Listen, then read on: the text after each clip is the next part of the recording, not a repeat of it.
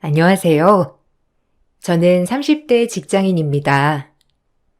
오랜만에 딸아이랑 오붓하게 시간을 보내면서 이런저런 생각을 하다 보니 그동안의 우여곡절이 생각이 나 이렇게 사연을 적어보게 되었습니다.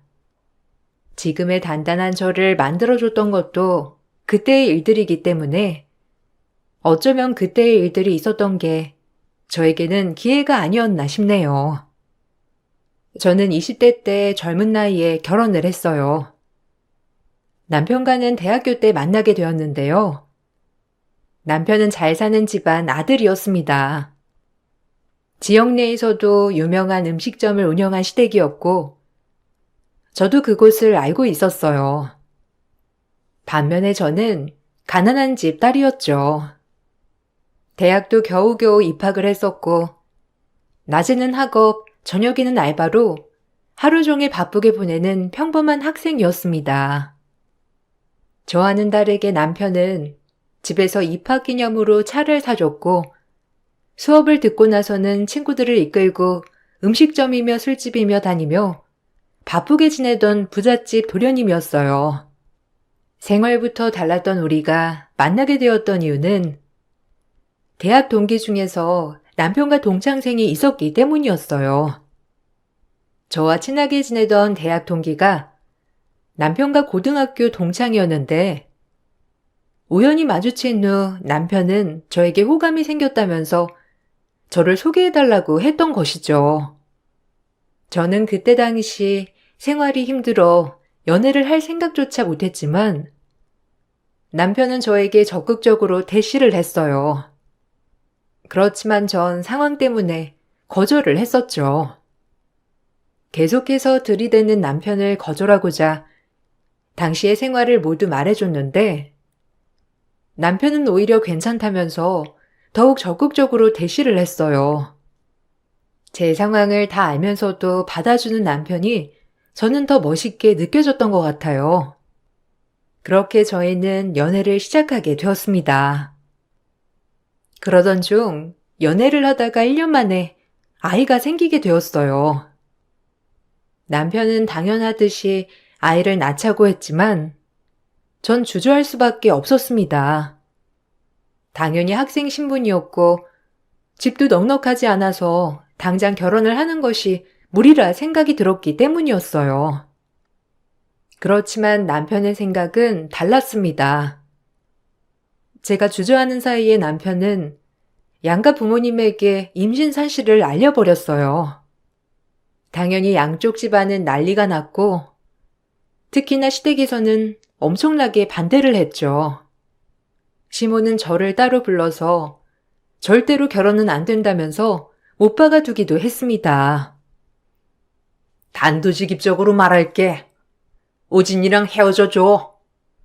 네가 임신했다고 하더라도 우리는 너 받아줄 수 없으니까 그렇게 알아. 결혼이라는 건 양가가 축복해서 하더라도 어려운 게 결혼이야. 그런데 이렇게 시작도 하기 전에 삐걱거리는데 앞으로 제대로 살 수 있을 거라고 생각하니?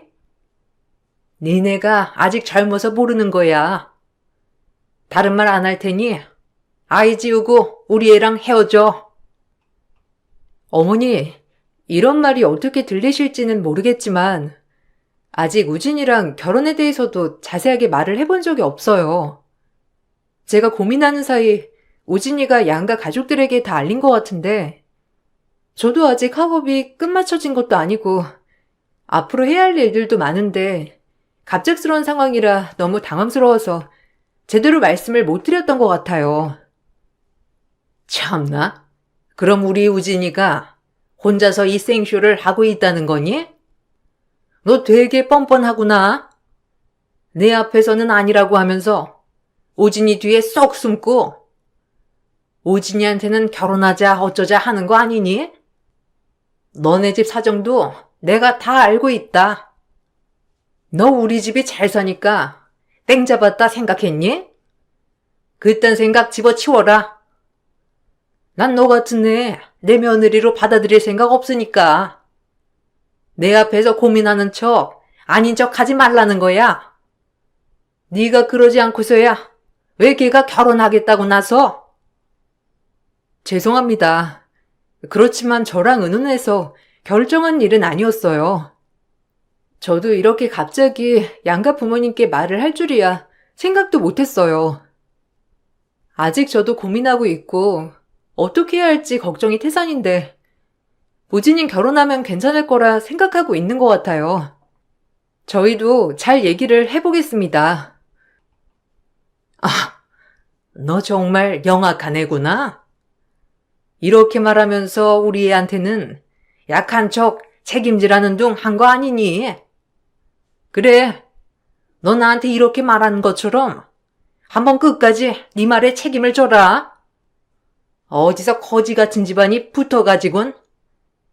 우리 애가 마음이 착해서 봉사하는 걸 좋아해서 그런 거지.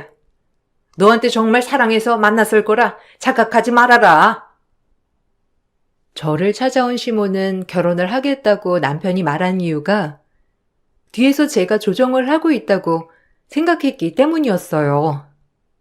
그렇지만 당시 저는 임신을 하더라도 결혼을 해야 하는가에 대해서 큰 고민을 하고 있었던 상황이었죠. 결혼에 대해서는 확신이 없었던 상황이었지만 양가 부모님이 임신 사실을 모두 알게 되었고 거기다가 친한 지인들도 알고 있는 상황에서 어떻게 해야 할지 난감했어요. 남편은 결혼에 대해서 확고했고 주저하고 있었던 저와는 다르게 결혼을 더욱 적극적으로 밀어붙였습니다. 시모와는 다르게 시부는 결혼에 대해서 찬성했어요. 왜냐하면 당시 시부가 하고 싶었던 사업이 있었는데 자금이 모자라던 찰나였거든요. 부려든 축의금을 받는다면 그 돈으로 사업을 할 수 있을 거란 생각에 시부는 찬성을 했다고 남편은 나중에 말해 주었죠. 결국 시부와 남편이 막무가내로 밀어붙이면서 저희는 그렇게 결혼을 하게 되었습니다. 저와 시모의 사이는 당연히 좋지 않았어요. 저희 친척 중에서 외국에 나가게 되면서 몇 년 비게 되는 집이 있었는데 그 집으로 들어가면서 그렇게 신혼생활을 하게 되었습니다. 시모는 그 과정도 너무나 탐탁치 않게 생각을 했어요. 저는 임신을 하고 나서 학교를 휴학하게 되었지만 남편은 시댁 지원으로 학교를 그대로 다녔습니다. 가끔씩 친한 동기가 전화를 해와 학교에서 남편의 생활을 알려주곤 했는데 그때마다 정말 많은 생각이 들더라고요.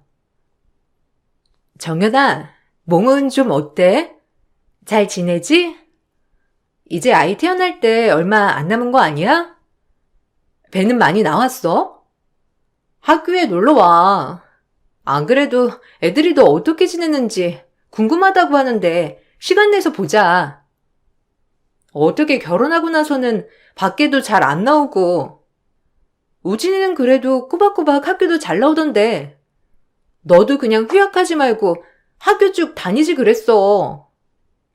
너무 아쉽다. 같이 학교 다니면 더 좋았을 것 같은데. 오랜만이야. 그래도 임신한 몸으로 학교 다니긴 너무 힘들지. 벌써 이제 막달이라서 배가 엄청 나왔어. 이제 언제 아이 낳아도 이상하지 않을 정도야. 잘 지내고 있어? 안 그래도 친구들 다 만나고 싶은데 몸도 무겁고 그래서 밖에 나가기가 쉽지 않네. 아이 낳고 나면 학교 가야 하는데 벌써부터 걱정이다, 야. 남편이랑 자주 마주쳐? 우리 둘 중 한 명이라도 그래도 학교는 가야 하니까 잘 가는 것 같은데 학교 잘 다니고 있나 보네. 우진이? 그럼 학교 생활 열심히 하고 있는 것 같던데? 모르는 사람이 보면 결혼한지도 모를 것 같아. 누가 애 아빠라고 하겠냐? 걔 뭐 똑같지. 주변 사람들한테 잘하고 돈도 잘 쓰고 뭐. 그래도 나는 결혼했으니까 좀 강의만 듣고 가겠지 싶었는데 동기들이랑 잘 어울리고 다니는 것 같더라? 걔네 과에서도 평판 엄청 좋더라고. 결혼한 거 다들 알고 있는데 강의도 빠진 적 없고 성적도 잘 나오고 팀플 할 때도 엄청 적극적이라고 다들 칭찬만 하더라. 거기 과에서는 다들 너 땡 잡았다고 이랬대. 아, 그래? 그렇구나. 하긴 남편은 결혼하기 전에도 잘했으니까. 아쉽다. 나도 강의 듣고 너희랑 같이 점심 먹고 그러고 싶은데. 막상 이렇게 집에만 있으니까 마음이 싱숭생숭하네. 어쨌든 아이 낳고서 한번 보자. 지금은 언제 출산할지 모르니까. 한 번씩 같이 학교를 다녔던 지인들이 전화가 올 때면 많은 생각이 들곤 했어요. 저는 이렇게 생활이 바뀌었는데 남편은 기혼이 되었을 뿐 하나도 달라진 게 없었기 때문이었죠. 그렇지만 당장 학교에 다닐 수 있는 상황도 아니었기 때문에 출산을 하고 나서 아이가 어느 정도 크면 다시 학교를 다닐 꿈만 꾸었습니다. 남편은 휴학 없이 쭉 학교를 다녔어요. 저에게는 출산을 하고 나서 아이가 돌이 되면 다시 복학을 하라며 말을 했고, 전 그 말을 믿었죠. 얼마 뒤 저는 출산을 하게 되었어요. 돈벌이도 없었고, 친정이든 시댁이든 아무도 지원을 해주지 않았기 때문에 병원에서 바로 퇴원하고 집으로 오게 되었어요. 출산을 하고 나서 시댁에선 아이만 데리고 갈 뿐 저를 보려고도 하지 않았어요. 정말 웃겼던 건 시댁 식구들은 다른 사람들에게 며느리에게 하나부터 열까지 다 해준다면서 말을 했다고 하더군요. 우연히 친정엄마가 그 말을 듣고선 너무나 기가 차 했었죠.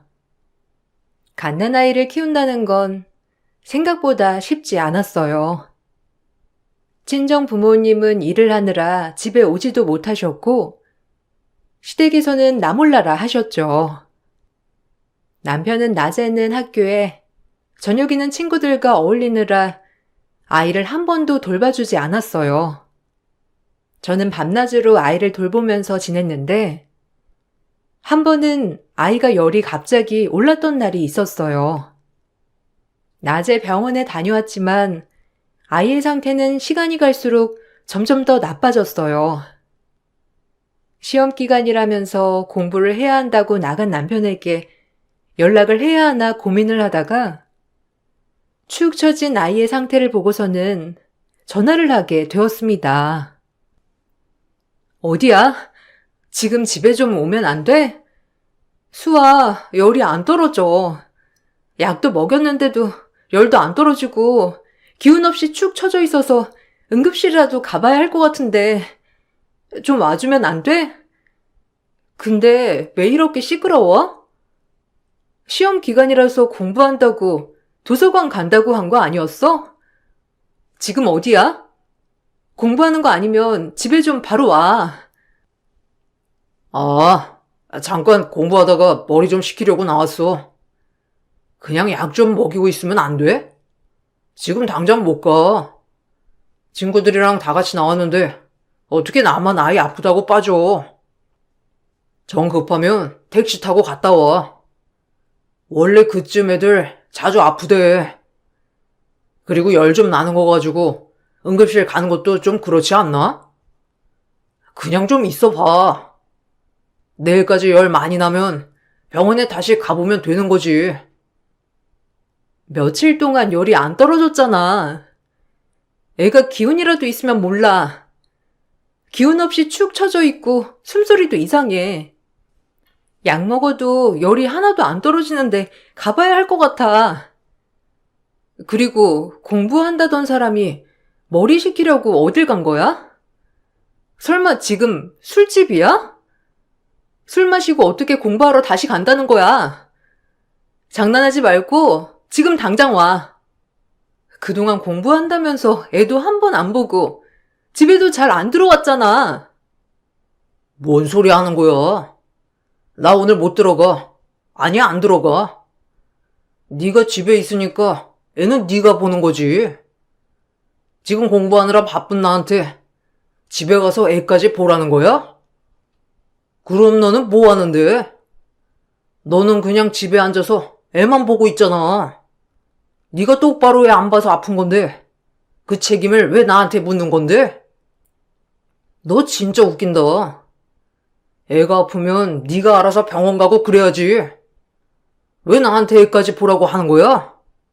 너 제정신이야? 뻔뻔하네. 뭐? 수아 네 딸 아니야? 네 딸 아픈데 당연히 집에 와서 어떤지 봐야 하는 거 아니냐고. 지금 너야말로 제정신이야? 애가 며칠 동안 열 때문에 아파서 정신이 없는데 아빠가 된 게 매일 집에도 안 들어와. 술 마시러 다녀. 지금 뭐 하자는 건데? 제발 좀 정신 좀 차려. 됐고, 나 오늘 안 들어갈 거니까 네가 알아서 병원을 가든지 말든지 해. 네가 애를 똑바로 봤으면 애가 아팠겠냐? 네가 제대로 안 보니까 아픈 거지. 아유, 내가 미쳤지. 너 같은 거랑 결혼해가지고 애도 다 너 때문에 아픈 거니까 알아서 해. 아이가 태어나고선 남편은 전과는 전혀 다른 사람이 되어 있었죠. 임신을 했을 때만 하더라도 제가 먹고 싶다는 건 새벽에도 바로 달려나가 사오던 사람이었는데 한순간에 남편은 달라지고 말았어요. 시간이 점점 지날수록 집에도 제대로 들어오지 않았고 친구들, 지인들과 술 마시러 다니느라 늘 만취에 들어왔습니다. 모든 것을 이해해주고 넘어감에도 남편은 저와 결혼을 한 탓에 제대로 놀지도 못한다면서 모든 걸 제 탓이라며 탓했어요. 남편의 행동에 전 당장이라도 남편과 헤어지고 싶었지만 그때 당시는 더욱 아무것도 없었던 상황이었습니다. 아이도 너무 어리기도 했고 대학 졸업도 하지 않았는데 거기다가 넉넉하지 않은 친정 상황에 도움도 받을 수 없었죠. 남편은 미혼 때와 마찬가지로 대학 생활을 즐겼습니다. 오히려 결혼을 하고서도 학교 생활을 성실하게 한다는 점 때문에 학과에서는 평판이 좋다고 하더라고요. 가정이 소홀한 남편이었지만 마치 가정에 충실한 것처럼 말을 하고 다녔다는 것도 알게 되었어요. 정연아, 잘 지내고 있어? 언제 복학할 거야? 너 복학하고서 학교 다니면 나는 일하고 있겠다. 이제 수아 몇 살이야? 어린이집은 다니고 있어? 그러면 너도 얼른 복학해서 학교 다녀. 우진이는 학교도 잘 다니고 있는 것 같던데. 너도 진짜 대단하다. 어떻게 우진이 학교 생활 다 이해해주고 있는 거야? 뭐 우진이도 보니까 집에 잘하는 것 같더구만. 잘 지내고 있는 거지? 오랜만이야. 나도 복학은 하고 싶은데 수아가 아직 어린이집에 다니고 싶어 하지 않는 것 같아서 고민 중이야. 학교 가려면 등록금도 필요하고 일을 먼저 해야 할 것 같은데 이게 상황이 좋지 않네. 나도 학교 다녀서 얼른 졸업하고 싶다. 그래도 졸업하면 취업하는데 좋지 않을까 싶은데 영 기회가 안 되는 것 같아. 아무래도 수아 좀 더 커서 다녀야 하지 않을까 싶기도 하고. 어? 그래도 너네 시댁에서 지원 많이 해주지 않아? 우진이가 생활비며 뭐며 다 자기 집에서 받는다면서 막 자랑하던데? 그래서 다들 너 되게 잘 사는 줄 알고 있어. 학비 걱정이면 시댁에 좀 부탁해봐. 생활비도 주시는데 학교 다닌다고 하면 좀 지원해 주시지 않을까? 너도 너무 아이만 챙기지 말고. 우진이 말로는 너네 시어머니가 애 봐준다고 했는데 네가 거절했다며. 왜 그래? 아무래도 시댁은 좀 불편한가? 무슨 소리야. 시어머니 나한테 전화도 안 오는데. 우진이가 학교에서 뭐라고 하고 다니길래 그런 말이 나와? 그리고 시댁에서 생활비를 다 대준다고? 누가 그래? 우진이한테 주는지는 모르겠는데 난 한 번도 받아본 적 없어. 아, 걔는 학교에서 뭐라고 말하고 다니는 거니? 진짜 황당하다. 어머, 그래? 아니, 난 우진이가 너 너무 잘 지낸다고. 자기 집에서 여행도 보내주고 아이도 봐준다고 했는데 네가 너무 애를 사랑해서 다 거절하고 집에서 아이 보고 있다고 하던데? 그런 거 아니었어? 아니, 그럼 생활은 어떻게 하고 있어? 우진이는 그냥 결혼하기 전이랑 똑같아. 똑같이 밥도 잘 사고 그러던데 너 진짜 괜찮은 거야? 아니, 난 우진이가 하도 말을 하길래 너도 잘 사는구나 싶었지. 남편뿐만 아니라 시댁에서도 마찬가지로 밖에서는 모두 좋은 시댁, 남편으로 포장하며 말하고 다녔던 것입니다. 뒤늦게 그 사실을 알고서는 너무 황당하고 어이가 없었죠. 시댁에서는 생활비 명목으로 저에게 돈을 주었다고 했지만 전 한 푼도 받지 못했어요. 남편이 시댁에서 용돈을 받았으면서 생활을 했으니 생활비 준 거나 다름없다고 했지만 저에게 준 적은 없었죠. 특히나 아이에게 쓰는 돈이 있으면 미리 말을 해야 하고 결제를 하고서도 영수증을 줘야 했어요. 제가 커피 한 잔이라도 사 먹는 날에는 돈 한 푼 벌어오지 못하면서 집에서 돈 축내고 있다면서 온갖 핀잔을 들어야 했죠. 전 친정에서 조금씩 보내주는 돈과 제 사정을 알고 있었던 소수의 동네 사람들 배려로 등하원 도움 일을 하면서 겨우 생활을 했습니다. 남편 앞으로 있는 재산들 때문에 국가 지원도 받지 못하고 전 전전긍긍하며 살 수밖에 없었는데 남편은 결혼 전과 똑같이 여유롭게 살았어요. 아이가 어느 정도 크고 난 후에는 전 대학에 다니고 싶다고 말을 했습니다. 남편에게 그 말을 하자 남편은 코웃음만 치더군요. 이제 수아도 조금 있으면 초등학교 들어갈 텐데 나도 다시 대학을 다니고 싶어. 졸업은 해야 취업을 하지 않을까 싶은데 당신 생각은 어때? 당신은 이제 대학도 졸업하고 취업해서 일도 다니고 있잖아. 나도 대학 졸업하고 내 일을 하고 싶어. 근데 당장 내가 일을 할 수 있는 상황도 아니고 대학 졸업장도 없으니 마땅한 일자리도 없어서 당신이 좀 도와줬으면 좋겠어. 야, 넌 지금까지도 집에서 돈이나 축내고 있었으면서 이제 와서 대학을 다니겠다는 말이 나오냐? 네가 대학 다닐 생각이 있었으면 애 얻고서라도 일을 했어야지. 등록금은 누가 내주고? 생각을 좀 해. 수아 초등학교 들어가면 알바라도 해서 대학 등록금 벌던지. 지금 어떻게 도와달라는 거냐? 혹시 너 우리 집에 빌붙으려고 하는 거야?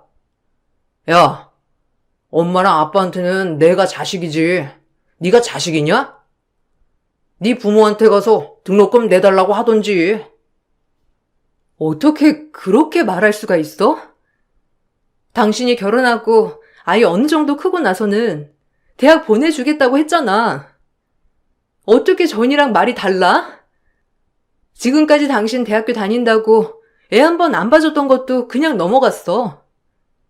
생활비 안 줘도 내가 어떻게든 꾸역꾸역 벌어가지고 살았는데 당신 어떻게 그럴 수 있어? 당신 아빠잖아. 나중에 아이 키우려면 나도 일하는 게 나아. 근데 지금 대학 졸업장도 없이 어떻게 제대로 된 직장 구할 수 있겠어? 이번에 대학 등록금만 내줘. 그럼 내가 공부 열심히 해서 장학금을 받든지 할 테니까. 야, 네가 무슨 장학금이야? 공부도 못하는 게. 그리고 이번에 내주면 다음에도 이렇게 한 번만 내달라 할 게 분명한데 뭘 믿고 내줘? 못 내주니까 수아 학교 보내고 나서 시간 될 때 일을 하던 뭐라던 네가 알아서 등록금 마련해서 다녀. 장난하는 것도 아니고 너는 내가 돈줄이냐? 뭐 하나 제대로 하는 것도 없으면서 맨날 돈만 달래. 집에만 있는 너한테 돈이 필요할 일이 뭐가 있냐?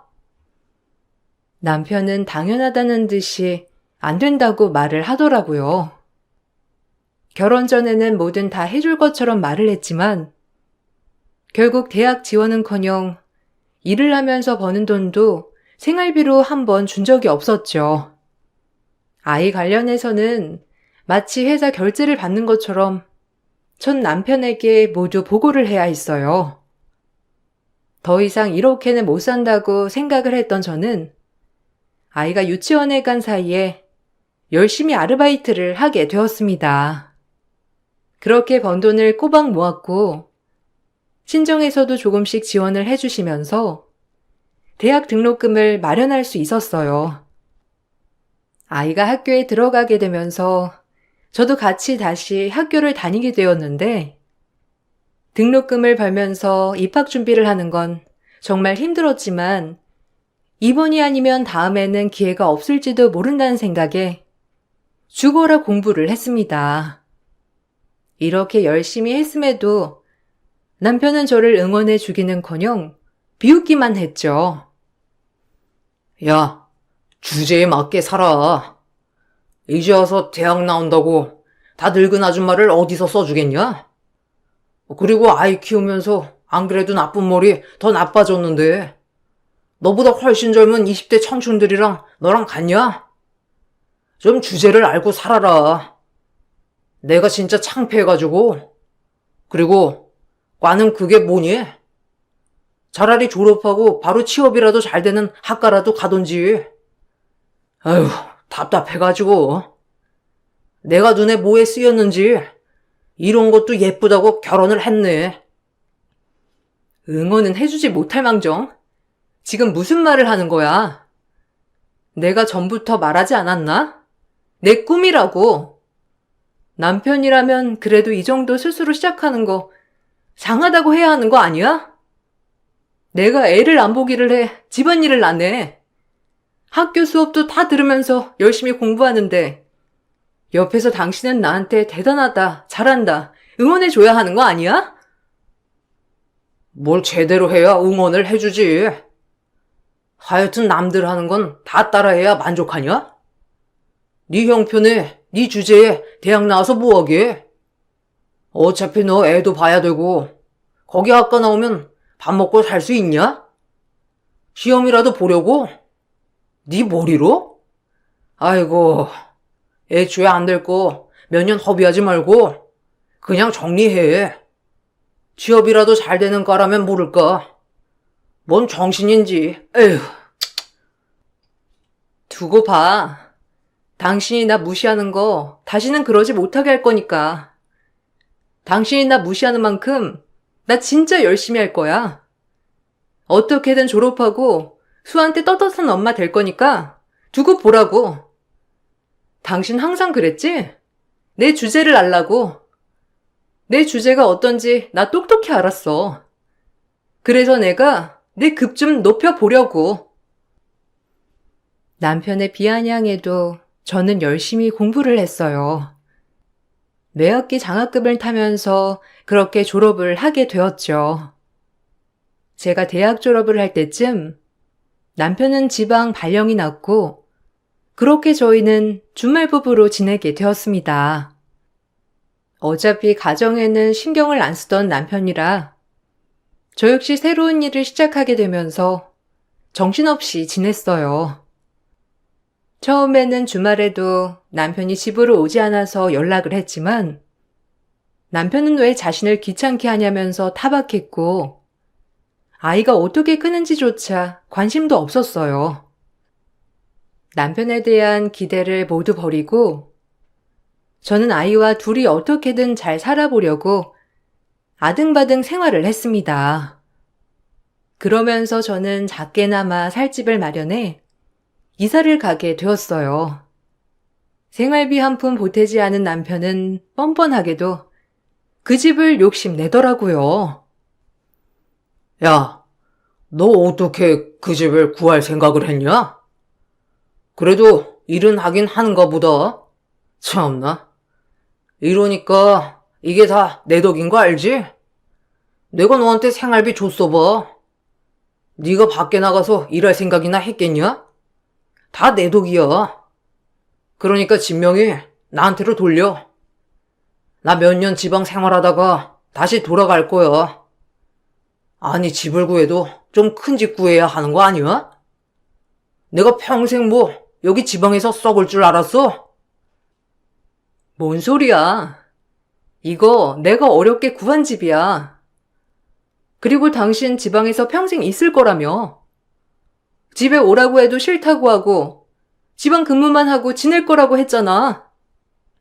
갑자기 전화 와서 터무니없는 소리 하는 건 뭔데?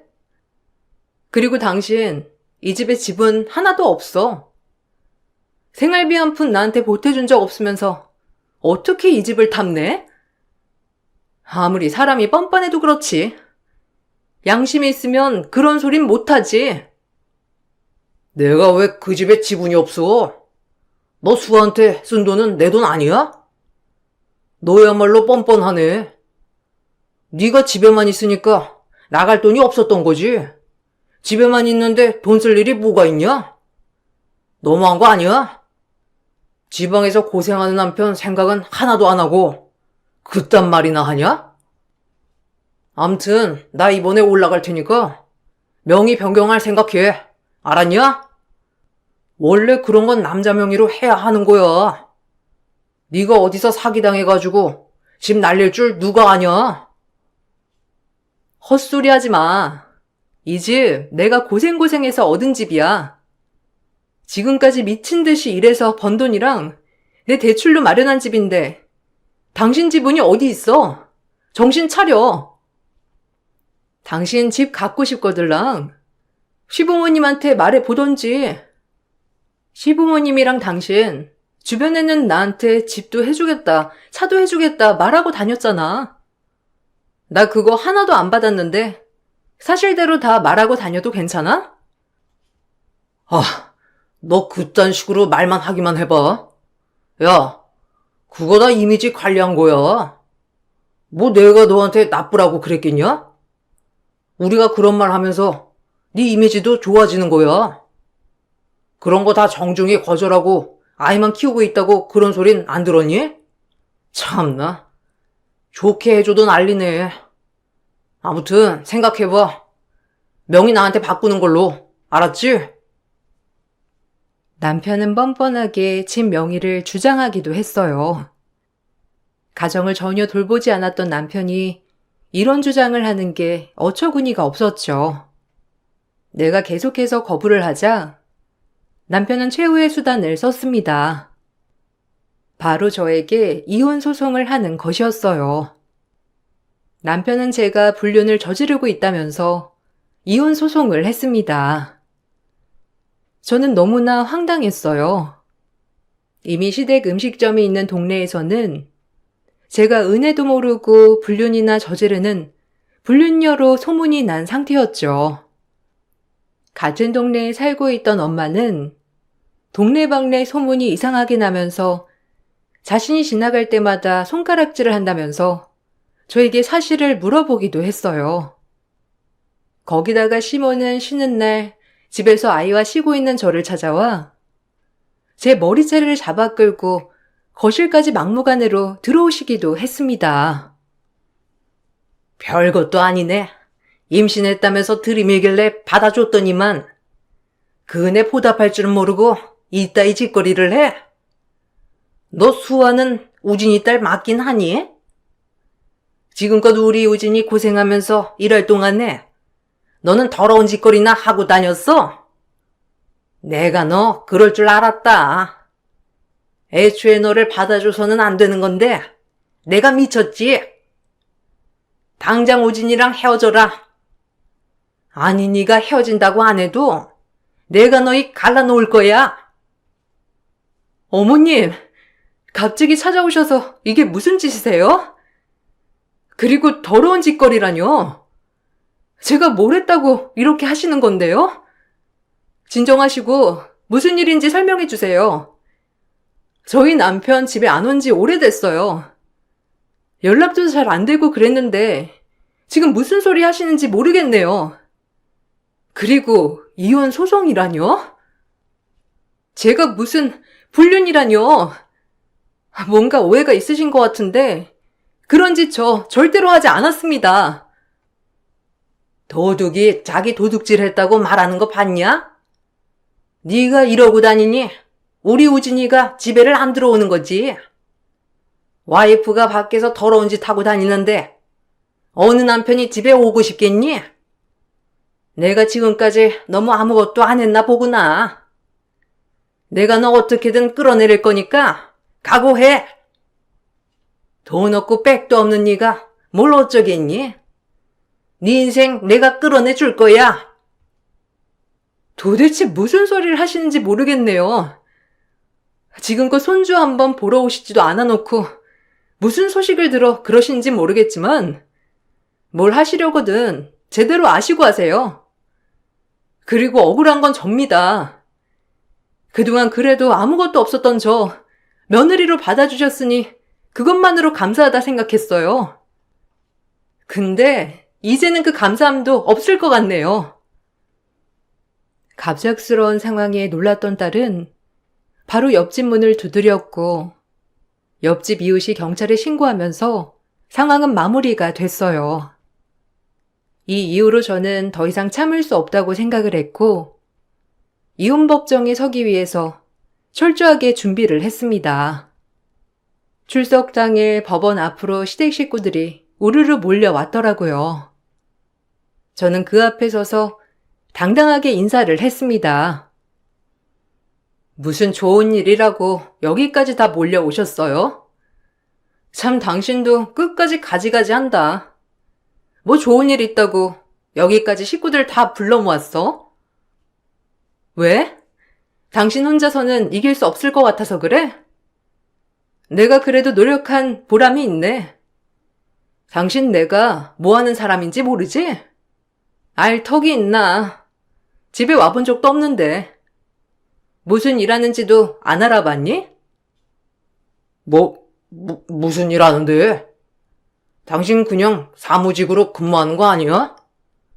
당신이 뭔 일을 하든 말든 내가 무슨 상관이야? 됐고, 당신 불륜 저지른 거 나 다 증거 가지고 있어.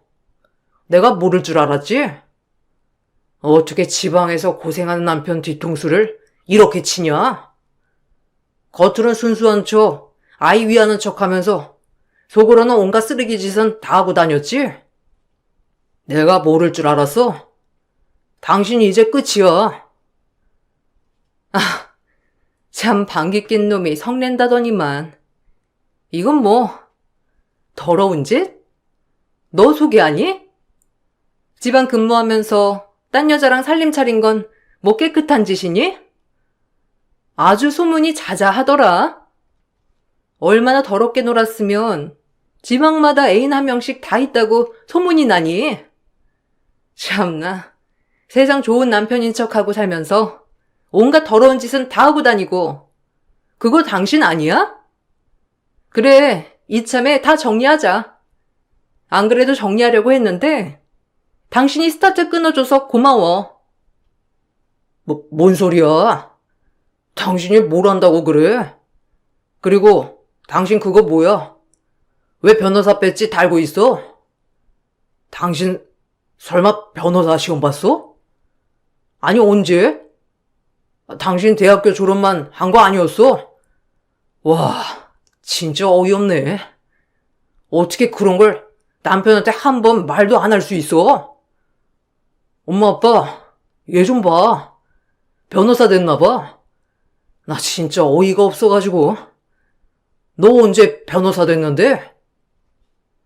그래, 너한테는 내가 여러 번 말했는데도 귓등으로 듣지도 않았지. 그렇게 비웃을 때 실컷 비웃으라고 했지? 각오해. 당신이 어떻게 살았는지 내가 찬찬히 짚어줄 테니까. 우리 헤어지는 거 맞아. 근데 이제는 내가 아니라 당신이 줘야 할 거야. 아, 그리고 아줌마. 저번에 저희 집 들어오셔서 저한테 폭력 휘두르셨죠? 저 그거 신고도 했는데 아시는지 모르겠네요. 폭력 휘두르면서 저랑 우리 딸 정신과 치료받고 있는 거 다 청구할 테니 여기서 이러시지 마시고 얼른 가셔서 어떻게 해결할지 준비나 하세요. 전 대학 졸업 후에 로스쿨에 진학을 했어요. 정말 치열하게 공부를 하면서 언젠가는 제 딸과 행복하게 살겠다는 다짐을 했죠. 다행히 졸업 후 시험도 바로 통과를 해서 변호사가 되었습니다. 남편이 제출한 증거는 변호사 일을 하면서 증거 확보로 숙박시설의 동료 변호사들과 단체로 들어가는 장면을 교묘하게 짜집기해서 찍은 사진이었어요. 거기다가 저희 집 앞에 살던 이웃집 남자도 상간남이라 주장을 했지만 터무니없는 주장이었죠. 오히려 남편이 그동안 지방에 근무하면서 여러 여자와 부정행위를 해왔던 것, 생활비도 한 번 준 적이 없었다는 것, 저와 딸을 유기한 거나 다름없다는 점이 모두 인정되면서 결국 남편은 저에게 위자료를 지급해야 했어요. 남편은 집에 대한 재산 분할을 주장했지만 그 또한 지금까지 생계를 책임졌던 것은 저였으며 자녀 양육 비용 또한 모두 제가 부담을 해왔기에 대부분의 재산은 제가 가지고 올 수 있었습니다. 여기에 저는 시모에 대한 일방적인 폭력도 신고를 했고 민사까지 진행을 하면서 시댁을 초토화했어요. 상간녀로 소문이 났던 것도 명예훼손으로 고소를 하게 되면서 동네방네 시댁과 남편의 실체가 밝혀지게 되었죠. 결국 시댁과 남편의 가면이 벗겨지게 되었고 시댁 가게는 좋지 않은 입소문에 문까지 닫게 되었습니다. 시댁이며 남편이며 저를 그렇게 무시했기 때문에 전 더 독하게 공부를 할 수 있었어요. 그렇게 변호사가 되었고 이혼까지 하게 되었어요. 남편의 부정행위는 회사에도 모두 알려지게 되었다고 하더라고요. 사내 징계를 받게 되면서 진급도 어려워지게 되었고 남편이 말하던 대로 지방에만 전전하며 정착도 못하고 떠돌고 있다고 해요. 당시에는 너무나 힘들고 괴로웠던 일이었지만 어쩌면 그때의 상황이 저에게는 다시 발돋움할 수 있었던 기회가 되었던 것 같기도 해요. 제 긴 사연을 들어주셔서 정말 감사합니다. 여러분들에게도 훨훨 멀리 날 수 있는 좋은 기회가 오기를 바랄게요. 안녕하세요. 저는 얼마 전에 결혼식을 앞두고 파혼을 하게 된 30대 중반 여자입니다. 컴퓨터 앞에 앉아 글을 쓰는 지금도 예비 시댁이 그때 당시 왜 그런 행동들을 했는지 도저히 이해가 되지 않아 사연을 신청하게 되었습니다. 결혼한 예비 신랑과는 3년 정도 연애를 했어요. 그동안 살면서 많은 남자를 만나본 건 아니지만 그래도 이 사람은 평생을 함께 해도 괜찮을 것 같다는 느낌이 들었고 결혼까지 약속을 하게 되었죠. 당연히 예비 시댁 식구들 또한 좋은 사람들일 줄 알았는데 그건 생각과 전혀 다른 방향으로 흘러갔어요. 아무리 그 남자가 좋은 사람이라도 예비 시댁 식구들은 그렇지 않을 수 있다는 걸 알지 못했었죠. 처음 인사를 드리러 갔을 때 저를 경계하듯 쳐다본 예비 시모는 그 사람이 아직 결혼할 준비가 되어 있지 않다며 반대를 하셨어요. 처음 얼굴을 보는 자리에서 다른 거 다 제쳐두시고 첫마디가 결혼을 반대한다고 했을 때 머릿속이 하얗게 변해버려 아무 말도 할 수가 없었습니다. 서로가 얼마나 사랑하고 진지하게 만나왔었는지 설명도 드리기 전에 단칼에 거부하신 예비 시모의 모습에 저에 대해 뭔가 오해를 하고 계신 게 있는 것 같아 최대한 침착하게 정신을 부여잡고 왜 결혼을 반대하시려는 건지 이유를 여쭤보게 되었죠. 거실에 둘러앉은 예비 시댁 식구들은 무슨 말이 나올지 전부 다 시모의 입을 쳐다보았고 저를 바라보시며 꺼낸 첫 마디는 제가 너무 어리다는 거였어요. 30대 중반이면 먹을 만큼 먹은 나이고 어떻게 보면 홍기까지 지난 나이인데 저를 왜 어리다고 하는지 이해를 할 수가 없었습니다. 예비 시모가 저를 20대 중반으로 잘못 알고 그런 말을 하신 것 같아 30대 중반이라며 다시 말씀드리자 예비 시모는 알고 있다면서 그 사람은 저보다 더 능력 좋은 여자를 만나야 된다고 저 말고도 결혼을 반대한 여자가 더 있었다는 말을 꺼내셨어요. 내 아들이 워낙 인물이 좋아서 여자들이 많이 따르긴 하는데 지금까지 만족할 만한 며느리감이 나오지 않아 저 나이 먹을 때까지 결혼을 반대했었다. 내 아들을 그동안 어떻게 키웠는데 형편없는 여자에게 넘겨줄 수는 없잖아. 그래서 좋은 배우자감을 만들어주려고 선두 몇 번 봤었는데 전부 마음에 안 들었거든. 아름씨도 내가 생각하는 그릇에는 많이 부족해 보여서 반대하는 것뿐이니 너무 서운해하지 말고 내 아들 심심하지 않게 옆에서 좋은 여자가 생기기 전까지 연애만 해줬으면 좋겠어. 내가 왜 아름씨 보고 나이가 어리다고 한 줄 알아? 대체적으로 40대 넘어가는 여자들의 집안이 재력이 좋거든. 일이 바빠서 연애 경험도 없이 죽어라 일만 해왔으니 돈이 집안에 차고 넘치겠지. 그리고 내 아들보다 나이가 많아야 이해심이 넓고 뒤에서 챙겨주지. 연하는 바라는 것만 엄청 많아서 데리고 살다 보면 내 아들이 지쳐버릴 것 같거든. 그리고 강남에 산다고 했나? 요즘 개나 소나 전부 다 강남에 사는데 그 안에서도 제대로 된 급과 내 아들이 연결돼야지. 아름씨 집안 정도는 우리 집에 몇 번이나 왔다 갔었다고. 원래 결혼이라는 게 내 마음대로 되지 않는 거 알지? 우리가 지금은 이런 곳에서 어쩔 수 없이 살고 있지만 우리 가족도 한때 잘 나갔었단다. 그러니 가진 건 없어도 이미 눈은 높아져 있기 때문에 재기할 수 있는 발판을 만들기 위해서는 능력 좋은 며느리를 들여와야 하거든. 돈 쪽으로만 너무 보는 것 같기는 하지만 결혼도 또 하나의 사업 아니겠어? 자네한테는 미안하지만 내 아들의 결혼이 우리 가족 모두의 생계가 달린 문제라 신중할 수밖에 없거든. 서로의 입장을 존중해주면 좋을 것 같은데 그렇게 해줄 수 있지? 무슨 말을 해야 될지 모르겠더라고요. 시부와 시모는 저와 그 사람의 결혼을 반대하는데 같은 의견을 내세우셨어요. 제가 난처해하자 옆에서 남자친구가 저에 대해 좋은 말을 해줬지만 그걸로는 예비 시부모의 마음을 돌릴 수는 없었습니다. 사랑하는 사람과 한평생 함께하고 싶었는데 그것도 제 마음대로 되지 않는다는 현실에 너무 마음이 안 좋았어요. 예비 시댁에 더 있어봤자 해결되는 건 아무것도 없을 것 같아 좋지 않은 감정을 가지고 나오게 되었습니다.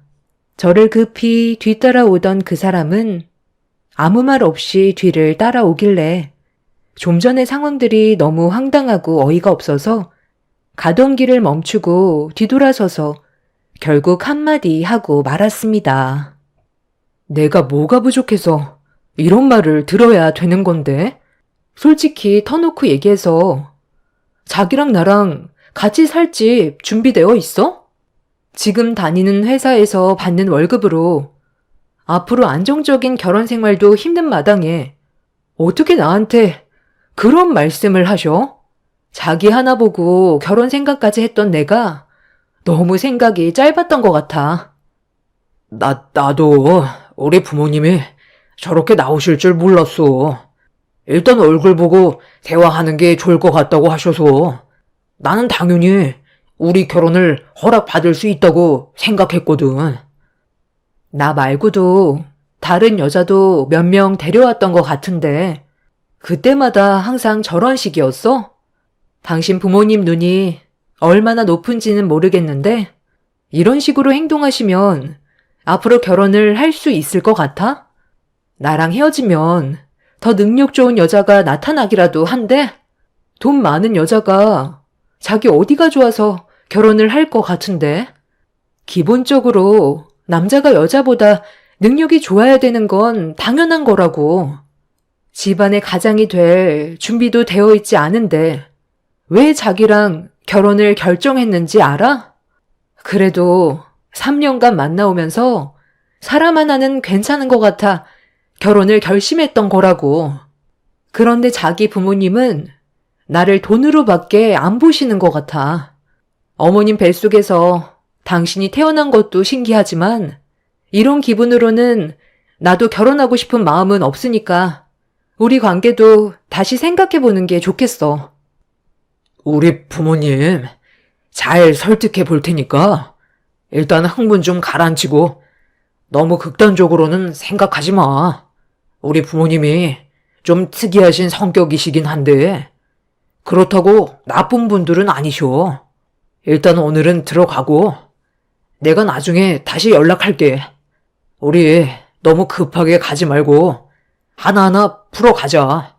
이대로 끝낼 수는 없잖아. 그날 예비 시부모가 바라보던 시선과 말투에서 느껴졌던 감정들은 저에게 상처로 다가왔었고 그 사람과의 결혼은 힘들 것 같아 보였습니다. 저희 부모님께서는 그래도 그 사람이 가진 게 없고 많이 부족해 보여도 사람 하나 괜찮은 것 같아 부모님 마음에 차지 않아도 저를 믿고 결혼까지 허락해 주셨는데 그 집안은 저희 부모님과 너무 반대되는 성향을 가지고 계셔서 제가 어떻게 반응을 해야 될지 모르겠더라고요. 아무리 제가 사랑하는 사람이라 해도 그 부모가 많이 부족하다고 느껴지면 이 결혼은 없었던 일로 하는 게 옳은 판단인 것 같아 아예 마음을 접으려고 결정 지었는데 며칠 뒤 예비 시모에게 전화가 왔어요. 그 사람에게 연락처를 받았는지 개인적으로 전화를 주셔서 저와 잠깐 만났으면 좋겠다고 약속을 잡으셨습니다. 이미 어느 정도 마음이 떠나버린 상태라 시간이 없을 것 같다고 설명을 드리자 잠깐이면 될 것 같다면서 저녁에 한번 만나기를 원하셨어요. 보나마나 헤어지라는 말을 하실 것 같아 어느 정도는 마음의 준비를 하고 약속 장소로 나가게 되었습니다. 그렇게 하루 일과를 마치고 약속 장소로 나가니 예비 시모가 먼저 자리에 앉아 계셨어요. 이미 좋지 않은 감정을 가지고 있었기 때문에 제 얼굴에서는 웃음이 나오지는 않았습니다. 조용히 자리에 앉자 예비 시모는 곧바로 본론부터 꺼내셨어요. 보다시피 우리 집안이 아름씨 집안보다 많이 부족한 거 알지? 우리가 하던 사업이 부도가 나서 지금 이렇게 살고 있긴 하지만 그건 아주 잠시거든. 내 아들이 지금 많이 부족한 이유도 부도가 나면서 생긴 빚을 갚아주고 있어서 금전적으로 여유가 없는 편이다. 저번에 우리 집에 왔을 때 자리에는 없었지만 너도 내 아들 밑으로 여동생이 하나 있는 거 알지?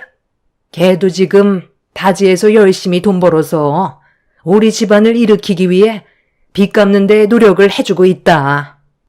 이런 상황에서 결혼을 한다고 하면 금전적으로 많이 부족한데 제대로 된 결혼식을 올릴 수도 없을 테고 아름씨 부모님께서도 내 아들을 얼마나 안 좋게 보시겠어? 이미 저희 부모님께서는 집안 사정 다 알고 계세요. 그리고 그 문제로 결혼을 반대하신 적도 없으시고요. 얼마나 잘 사는 집안의 여자를 며느리로 들이시려는진 모르겠지만 완수 씨도 적지 않은 나이예요. 그리고 40대 이상이라고 하셨는데 그 나이에 결혼을 하지 않은 여자들은 결혼 생각보단 앞으로 살면서 자기 커리어를 쌓으려 하지 어머니께서 생각하시는 것처럼 결혼을 하겠다는 생각은 하지 않아요. 저도 완수 씨 만나기 전에 나이가 적지 않았던 편이라 결혼 생각은 아예 접고 있었어요.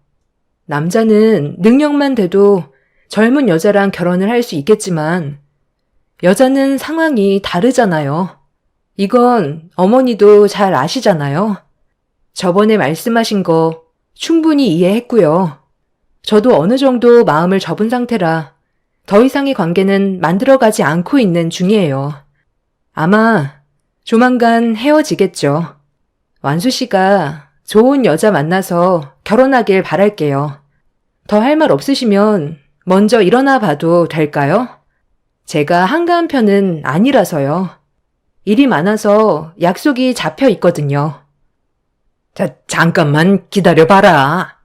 그렇잖아도 아름 씨가 우리 집에 왔다 간 이후로 대화를 많이 나눴었거든. 그때 우리가 너무 말이 심했었지? 내 아들이 인물만 훤칠하지. 가진 것도 없고 능력이 좋은 것도 아닌데 부모 눈만 높아서 내 아들의 인생을 계속 막는 것 같아. 이러다 나이만 먹고 결혼을 못할 수도 있겠다는 생각이 들더라고. 그래서 정말 진지하게 생각해 봤는데 둘이 결혼을 했으면 좋겠다. 그때 말 함부로 해서 미안하고 앞으로 좋은 관계로 발전하고 싶은데 아름 씨도 같은 생각이지? 예비 시모는 갑자기 결혼을 허락하겠다면서 저를 붙잡았어요. 생각하지 못한 말을 들어서 당황스러워 쳐다만 보고 있는데 며칠 전에 인사드리러 갔을 때 저에게 하셨던 상처되는 말들에 대해 사과를 하시면서 저희 둘의 결혼을 허락해 주셨습니다. 갑자기 마음이 왜 변하셨는지 다시 여쭤봤어요. 며칠 만에 갑자기 마음이 변하신 이유가 뭐예요? 저보다 더 능력 좋은 여자와 결혼시키겠다고 하셔놓고 갑자기 마음이 바뀌셨다니 많이 당황스럽네요. 사람의 마음이야. 원래 뒤돌아서면 바뀌고 그러잖아. 지금까지 내 아들이 만나왔던 여자들 중에 아름 씨가 제일 인물도 좋고 성격도 좋은 것 같아서 허락해 주기로 결정하게 된 거지. 별거 없어.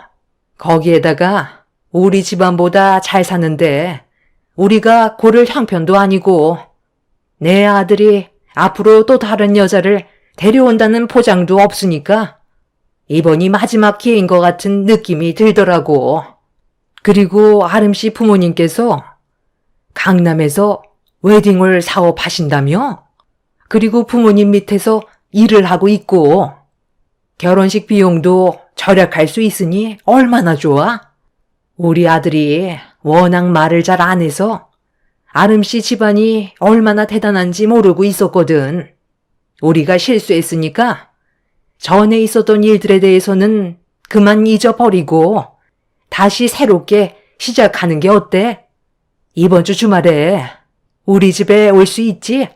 다시 정식으로 초대하고 싶거든. 그 사람과 결혼을 허락해 주신 이유가 저희 집안에 대해 자세히 듣게 되시면서 마음의 변화가 찾아오신 것 같아 보였어요. 너무 훤히 보이는 예비 시모의 모습에 저는 더 기분이 안 좋아졌는데 그 사람에게도 미리 연락을 했었는지 예비 시모와의 약속 장소에 나타났고 어떤 상황인지 알지 못하는 그 사람은 저를 보며 밝은 얼굴로 웃으면서 다가왔어요. 그리고 예비 시모는 그 사람이 자리에 앉기도 전에 저희 둘의 결혼을 허락했다면서 주말에 꼭 놀러 오라며 먼저 일어나셨습니다. 그 사람은 저와 예비 시모가 단둘이 나눈 대화에 대해 궁금해 하길래 좀 전의 상황을 설명해 주었어요. 저희 둘의 결혼은 힘들 것 같다고 생각했었는데 갑자기 허락해 주시는 바람에 저도 참 난감했었죠. 저를 보며 웃어주던 그 사람은 좋게 생각하자고 했지만 느낌이 별로 좋지는 않아 고민이 많았어요. 이미 제 마음이 어느 정도 닫혀 있었기 때문에 결혼에 대해 고민을 하게 되었고 그 사람에게 좀 더 신중해야 될 것 같다고 대화를 풀어 나갔었죠. 본인이 생각했던 거와 다른 모습을 보이자 좋게 설득시키려 했지만 며칠 전에 있었던 일들이 저에게는 너무 큰 상처로 다가왔었어요. 그래서 돌다리도 두드려 봐야 한다고 좀 더 깊은 고민을 하게 되었습니다.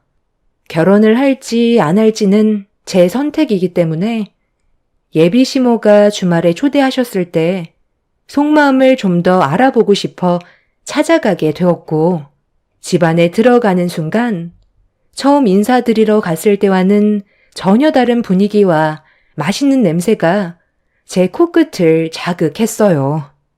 그리고 사진으로만 봤던 예비 신우도 그날은 자리에 참석했고 모두들 저를 격하게 반겨주고 있었습니다. 180도 달라진 모습에 당황스럽기는 했었지만 기분이 나쁘지는 않았어요. 예비 시모는 차린 건 많이 없다면서 상다리가 부러질 정도로 상당히 많은 음식들을 준비해 주셨고 그렇게 음식을 먹으면서 대화를 이어나갔는데 예비 시모가 저에게 앞으로 저와 그 사람이 어떻게 살아갈 건지에 대해 계획을 물어보셨습니다. 어느 정도 예상한 질문이라 바로 대답을 해드렸어요. 저희 부모님께서 강남에 50평 정도 되는 집이 이번에 비어졌다고 그곳으로 신혼집을 차리는 게 좋을 것 같다고 하셔서 그렇게 하기로 결정했어요. 강남에 50평? 둘이 사는데 그 정도면 작은 평수 아니니? 아이까지 가질 생각이면 50평보다는 7, 80평 정도는 되어야지 않을까? 그리고 아파트보단 전원주택이 더 좋을 것 같은데 그쪽으로 알아봐 주는 건 힘드신가? 나중에 이사하는 것도 번거롭잖아. 처음 시작할 때부터 넓은 집에서 살림 차리면 좋지. 강남에도 전원주택 많더구만. 이왕 알아보시는 거 좋은 곳으로 좀 알아봐 달라고 좀 해봐. 돈이 없는 집안도 아니고 그 정도는 충분히 해줄 수 있는 능력 되잖아. 이거 저희 부모님이 결혼한다고 저한테 주신 집 계약서예요.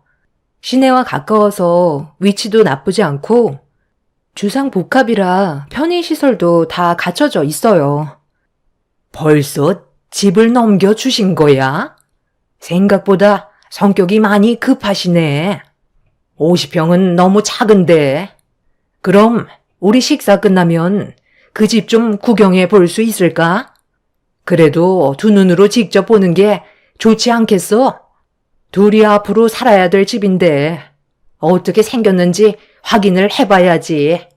이왕이면 좀 더 넓은 집이 좋긴 할 텐데 아쉽긴 하네. 내가 봤을 때도 적은 평수인 것 같아. 우리 가족 놀러 가면 방이 여유도 없을 텐데. 아파트라 답답하고 주변에 전원주택 알아보는 게 훨씬 좋겠다. 새언니라고 불러도 될까요? 그러지 말고 이번에 저희 엄마 말대로 다시 알아보시는 게 어때요? 아이 생기면 층간소음으로 세대 간 싸움까지 난다던데 스트레스 받아 살겠어요? 아파트가 그런 게 제일 힘들지. 내가 봤을 때도 무조건 전원주택이 딱이야. 공기 좋고 주변 시끄럽지도 않고 스트레스 안 받고 좋다니까. 그리고 놀러 가게 되면 하루 이틀 있을 것도 아니고 일주일 정도는 생각하고 있는데 서로 불편하면 안 되잖아. 다 필요 없고 전원주택으로 알아봐 달라고 하면 좋겠다. 저희 부부가 살 집이면 50평도 충분한데 예비시댁 식구들은 전원주택으로 해야 된다고 모두 같은 생각을 가지고 있었어요. 그리고 시부의 한마디에 엄청난 충격을 받았었죠. 하루 이틀도 아니고 일주일 넘게 계시다가 가신다는 건 신혼집에 눌러붙어 사시겠다는 거나 다름없었기 때문에 많이 당황스러웠습니다. 하나가 해결되는 것 같으면 또 하나의 문제가 터져나와 저는 점점 이 사람과의 결혼 생활은 힘들 것 같다는 생각에 확신이 들었었고, 식사를 마친 뒤 시부모님께서는 신혼집을 구경해 보시려고 서둘러 움직이셨어요. 그래서 제대로 된 대화를 나누기도 전에 저희 부모님께서 신혼집으로 주신 집으로 향하게 되었습니다. 그렇게 예비시댁 식구들과 현관문을 열고 들어가는 순간 시부모의 표정이 너무 안 좋았어요. 집안 구석구석을 살피시다가 마음에 안 드셨는지 한마디 하셨습니다. 지금 이 집에서 살겠다는 건 아니지? 어떻게 이런 집을 신혼집으로 결정할 수가 있는 거니? 집안이 너무 노후가 됐잖아. 그리고 50평이 맞긴 한 거야? 생각했던 것보다 너무 좁아서 깜짝 놀랐다. 내 아들이 이런 손바닥만한데 살 수준은 아닌데 지금 우리 집안을 무시하는 거야? 당장 천원주택으로 알아봐라. 새언니 집안 돈 많다면서요. 이 집은 그냥 처분하고 우리 엄마 말대로 전원주택으로 알아봐요. 아파트가 너무 노후돼서 사는데 어려움이 많을 것 같은데. 강남에도 이런 형편없는 집이 있긴 하구나. 외곽 지역에 세워진 아파트들이 훨씬 잘 빠졌네. 오빠가 새언니한테 강하게 얘기 좀 해봐. 왜 아무 말도 안 하는 거야? 이건 우리 집안을 무시하는 거지. 그러니까 내가 솔직하게 얘기하라고 했잖아. 여기에서 어떻게 같이 살아? 이번 상견례 할 때 내가 확실하게 얘기하마. 어떻게 솔직하게 얘기해요? 우리 가족이 한꺼번에 들어와서 산다고 하면 아름이가 좋아하겠어요? 저도 입장이라는 게 있잖아요. 가진 것도 없이 몸만 가는 건데 얼마나 눈치가 보이는지 아세요? 둘이 사는데 50평이면 가분한 거라고요. 저희 둘이 살 거니까 들어올 생각 하지 마세요. 그래서 아까부터 전원주택으로 알아보라고 하셨던 거야? 우리 둘이 사는 게 아니라 한 집에 다 같이 살 생각을 가지고 있었기 때문에 이 집을 작다고 하신 거였어? 우리 집이 보다시피 너무 작잖아. 20평에서 한 가족이 지내는 게 얼마나 불편한지 아니? 화장실도 한 개라 그동안 어려움이 많았었다.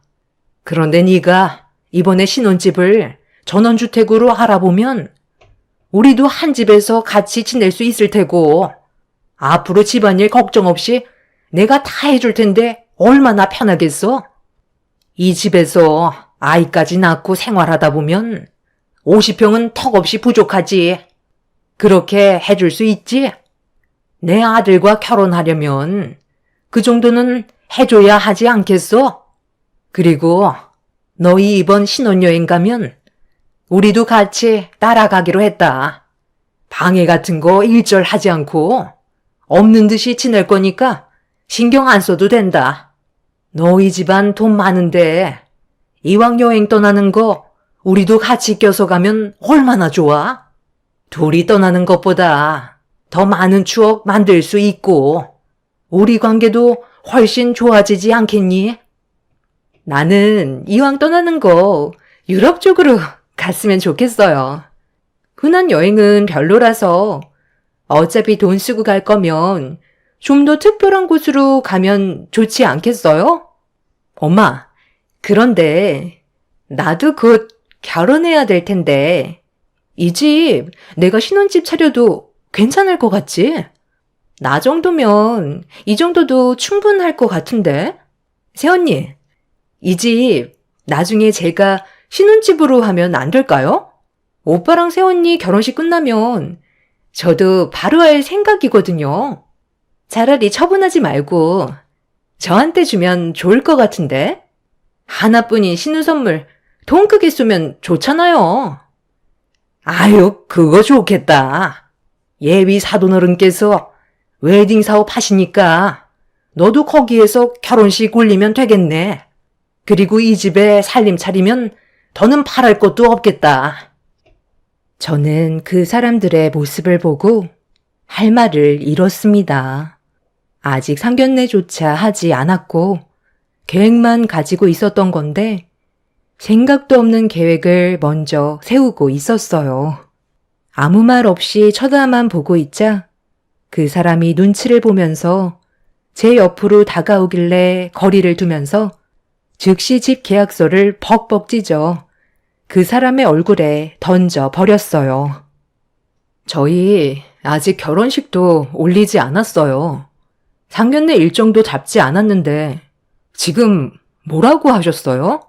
이 집을 달라고요? 그리고 완수 씨랑 결혼을 하면 들어오시겠다고요? 그것도 모자라 신혼여행까지 따라오시겠다고요? 그냥 대놓고 결혼 반대한다고 하세요. 어느 여자가 이런 상황에서 좋다고 결혼을 할 수 있겠어요? 이 집 저희 부모님께서 처음으로 가지게 된 집이세요. 저도 어렸을 적부터 이 집에서 많은 추억들을 만들었었고요. 완수 씨랑 새롭게 시작하는 거 좋은 출발이 될 수 있게 저에게 큰맘 먹고 주신 건데 어떻게 이 사람이 살 수준이 아니라는 말을 하실 수가 있어요? 그럼 지금 아줌마가 살고 계신 20평대 다세대 주택에선 어떻게 살고 있는 건데요? 그 작은 집에서 내 식구가 끼어서 살고 있는데 지금 저한테 그런 말 할 처지예요? 이런 말까진 안 하려 했는데 이 사람은 앞으로 평생 결혼은 못할 것 같아요. 사람 하나 좋아서 그거 믿고 결혼하려 했는데 당신들 때문에 장가가긴 글렀네요. 그럼 수준대로 그렇게 아끼시는 아드님 평생 20평 다세대에서 쭉 끼고 사세요. 어차피 시작도 안 했는데 깔끔하게 정리할게요. 우리 헤어지고 다시는 만나지 말자. 너희 집안 수준 충분히 알 수 있었어. 일찍 깨우쳐줘서 고맙다. 잠깐만. 아니, 갑자기 왜 이렇게 흥분하고 그러니? 그냥 우리는 생각을 얘기했던 것 뿐이잖아. 아직 시작도 안 했는데 우리가 설마 그렇게까지 하겠니? 농담이었다, 농담. 그냥 웃자고 하는 소리였는데 너무 예민하게 받아들이는 것 같구나. 우리가 너무 입을 함부로 놀렸지? 미안하다.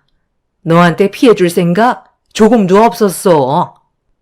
그냥 나는 너희들이 좀 더 좋은 환경에서 지내면 어떨까 생각했던 거지. 둘이 헤어지게 하고 싶어서 그랬겠니? 실수한 거 있으면 내가 사과하마. 아니요.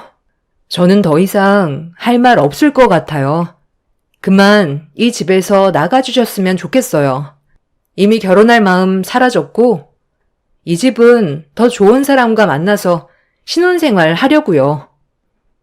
예비 시모는 제가 결혼을 하지 않겠다고 하자 갑자기 제 손을 잡으면서 생각 없이 말을 해서 미안하다며 좋게 풀자고 했지만 저는 더 이상 상대조차 하고 싶지 않아 팔을 뿌리쳐 버렸어요.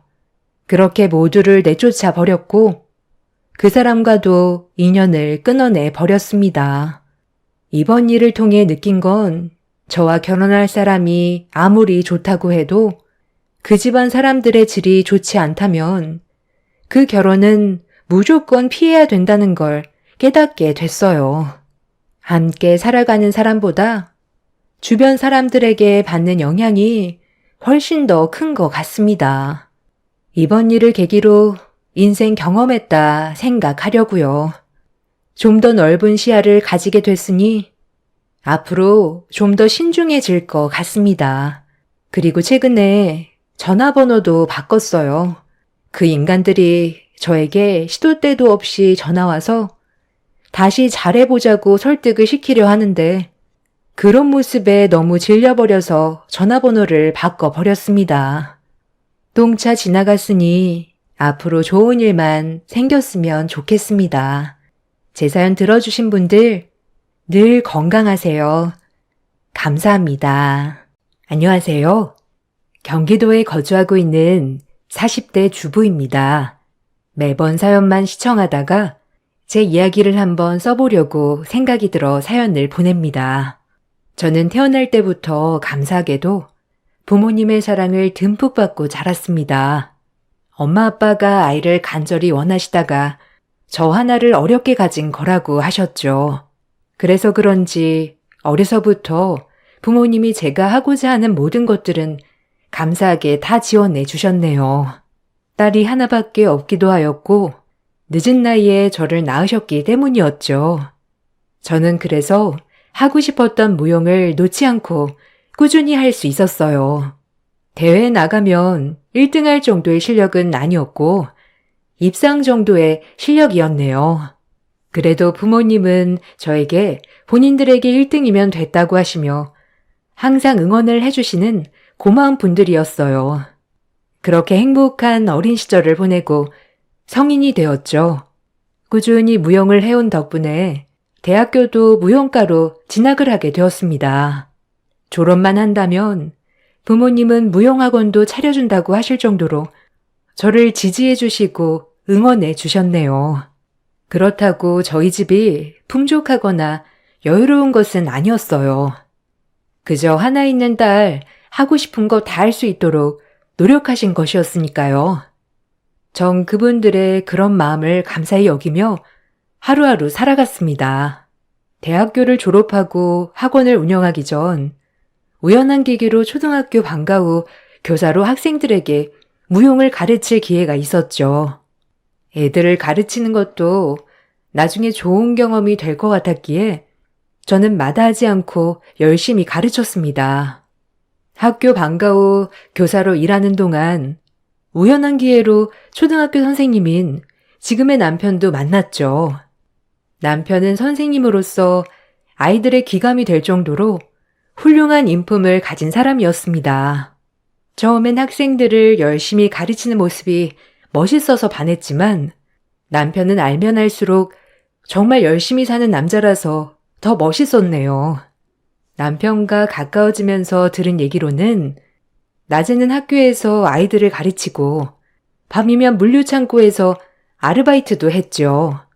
아침 저녁으로 열심히 사는 모습이 저에게 자극도 되었네요.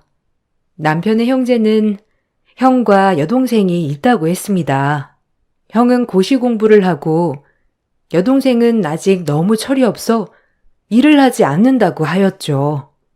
아버지가 일찍 돌아가신 탓에 모든 가장의 무게를 남편이 다 짊어지는 것 같았어요. 하지만 남편은 불평불만 없이 그저 식구들이 배부르게 살 수 있다면 그걸로 되었다고 늘 천진난만하게 웃는 남자였네요. 그런 사연에 저는 남편에게 모성애가 생긴 것 같았죠.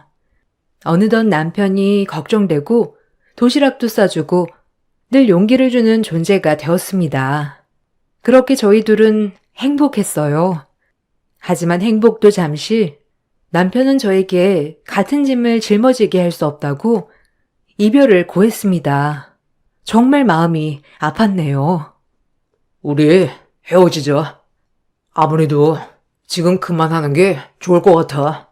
넌 귀한 집 하나밖에 없는 딸이고 나랑 만나게 된다면 내가 짊어지고 있는 이 가장의 무게를 같이 나눠야 할 수 있는데 너한테 그런 부담 주고 싶지 않아. 이쯤 하는 게 나을 것 같아. 말이 돼? 난 괜찮아. 충분히 내가 다 감당할 수 있다고 했잖아. 이제 와서 헤어지자는 거야? 내가 당신 얘기를 몰랐던 것도 아니고 다 알면서도 당신 선택한 건데 이제 와서 헤어지자고? 당신 너무 이기적인 거 아니야? 진짜 실망이다. 그럼 어떡해? 내 형편은 더 이상 나아질 기미도 없고, 우리 형, 이번에 또 떨어졌어. 이 삶이 언제 끝날지 모른다고. 지금은 혼자 짊어지니까 그렇지.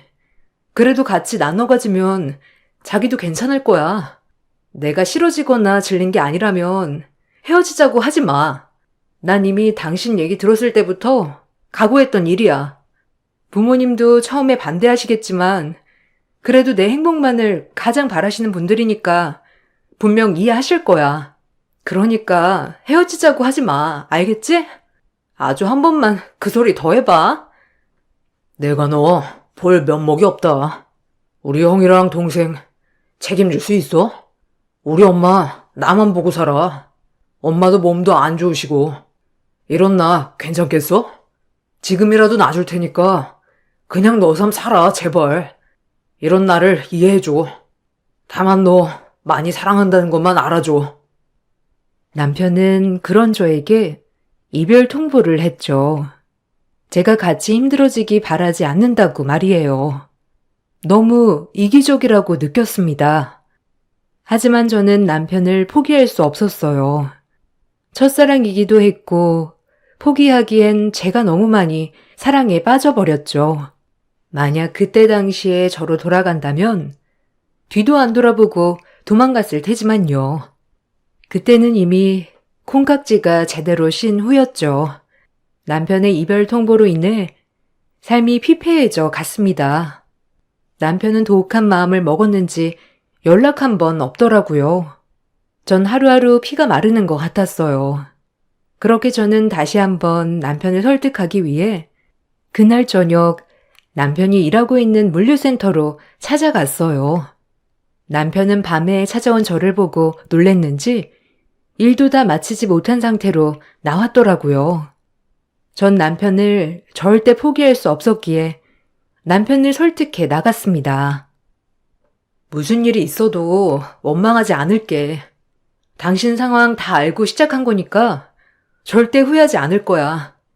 혹시 내가 싫어진 게 아니라 단순히 당신 상황 때문이라면 난 괜찮으니까 미안한 마음 가질 필요 없어. 내가 괜찮다잖아. 후회도 내가 해, 어? 정말 후회 안 할 자신 있어? 난 진짜 이런 소굴에 너 끌어들이고 싶지 않아. 내가 널 좋아하는 만큼 네가 그냥 행복해지길 바랄 뿐이야. 그런데도 정말 괜찮겠어? 헤어져 줄 때 지금 가. 아니면 다신 놓치지 않을 거야. 그러니까 기회는 지금뿐이야. 당연하지. 후회 안 해. 아니, 해도 내가 해. 당신은 잘못 없어. 당신 원망할 일 없을 테니까 걱정하지 마. 그러니까 안 헤어지는 거야. 그렇게 저희는 마음 확인을 하였어요. 다신 헤어지지 않기로 다짐하였죠. 저희는 곧바로 결혼을 약속했습니다. 이젠 헤어지지 않고 무조건 인생을 함께해야 했으니까요. 그렇게 부모님께 남편을 허락받으러 가는 날, 콩쿠르 대회에서도 떨어본 적 없는 전 문척 떨렸죠. 부모님을 처음 뵙는 날, 부모님은 남편의 직업이 초등학교 교사라는 것을 듣고 무척 기뻐하셨어요. 아무래도 안정적인 직업이니까요. 아, 초등학교 선생님이시라고요? 아휴, 너무 안정적이네요. 우리 딸이 안정적인 사람 만나서 결혼하길 바랐거든요. 전 우리 딸이 결혼한다면 이제 전공을 살려 무용학원 차려줄 생각이에요. 아무래도 결혼을 하면 그 결혼한 동네에 학원을 오픈하는 게 낫겠죠? 아, 네. 좋게 봐주셔서 감사합니다. 미니가 하고 싶은 일이 있다면 뭐든 옆에서 응원할 예정이에요. 학교에서 아이들을 쭉 가르친다면 그것 또한 좋고요. 학원을 운영해서 한다면 저는 그것 또한 좋습니다. 전 미니만 옆에 있으면 됩니다. 아주 자네 마음이 참 마음에 드네. 혹시 실례지만 가족 관계는 어떻게 되나? 내가 이런 거 물어봐도 되나? 아, 당연하죠. 어머니, 저 형님, 여동생 이렇게 네 식구입니다. 아버지는 일찍 돌아가셨어요. 그래서 어머님이 홀로 저희를 키우셨죠. 에구, 저런. 마음고생 많았겠네요. 형님이랑 여동생은 지금 혹시 뭐 하는지 물어봐도 될까요? 아무래도 결혼을 할 거니까. 아, 형님은 고시 공부 중이시고, 여동생은 취업 준비생입니다. 제가 가정에 많이 보탬이 되고 있어요. 남편의 얘기가 끝나자마자 엄마는 표정이 급격히 어두워지셨죠. 그나마 아빠는 표정 관리를 잘해 어렸을 때 힘들었겠다며 남편을 다독여줬어요. 엄마의 마음을 이해 못하는 건 아니었어요. 하나뿐인 딸 애지중지 키워놨더니 온 집안 식구들을 다 건사해야 하는 그런 가장에게 시집 보낸다고 생각하니 엄마는 당연히 마음이 안 좋으시겠죠. 충분히 이해가 갔습니다. 그리고 역시나 엄마는 그 남편에게 눈길을 주지 않으셨어요. 그나마 아빠는 힘들게 살아온 자신의 젊은 과거가 남편에게 많이 투영되어 보였는지 남편을 굉장히 좋게 보시더라고요. 젊은 청년이 온 가정을 건사한다고 하니 믿을만하다고 좋아하셨고요. 돈 없는 게 죄는 아니라며. 그렇게 남편은 돌아갔습니다. 엄마는 남편이 집으로 돌아가자마자 저에게 결혼은 다시 생각해보라며 하셨네요. 하지만 이렇게 쉽게 꺾일 마음이었으면 그때 헤어졌겠죠. 전 처음으로 엄마의 말을 듣지 않는 딸이 되었습니다. 말을 듣지 않으면서도 죄송스러웠어요. 너 고생길이 훤히 보이는데 엄마 보고 그냥 그 길로 가게 내버려 두라는 거야? 엄마는 아닌 것 같아. 아무래도 사람은 착한데 그 집 가면 너도 같이 고생이야. 굳이 왜 고생하려고 해? 엄마 아빠가 너 고생시키지 않으려고 어렸을 때부터 손에 물 한 방울 안 묻히게 키웠는데 지금 그 꼴을 보라는 거니? 너도 애 낳아봐. 엄마 말이 무슨 말인지 알 거다. 이 결혼은 안 했으면 해. 엄마, 마음 다 알아. 그래도 나 그 사람 너무 사랑해. 그 사람이랑 함께라면 힘든 역경도 다 헤쳐나갈 수 있을 것 같아서 그래. 그래, 미니 마음 존중한다. 아주 사내가 건장한 게 너 절대 굶겨 죽일 것 같진 않더라. 아빠는 그저 마음에 들었어. 여보, 말이 되는 소리를 해요. 우리 미니 가서 고생길이 훤한데 지금 그 길로 보낸다는 거예요? 참나, 절대 안 돼. 미안해, 엄마. 이번에 나 좀 믿어줘. 실망시키지 않을게. 그 집 형도 고시 붙으면 되고 동생도 취업하겠지. 언제까지 그러고 살겠어, 안 그래? 지금 잠깐 집안 돕는 것뿐이지 절대 이게 평생은 되지 않을 거야. 엄마가 양보 좀 해줘요. 엄마는 제 고생길이 훤하다며 절대 안 된다고 하였지만 제 고집을 꺾을 순 없었어요. 역시나 반대는 오래가지 못했죠.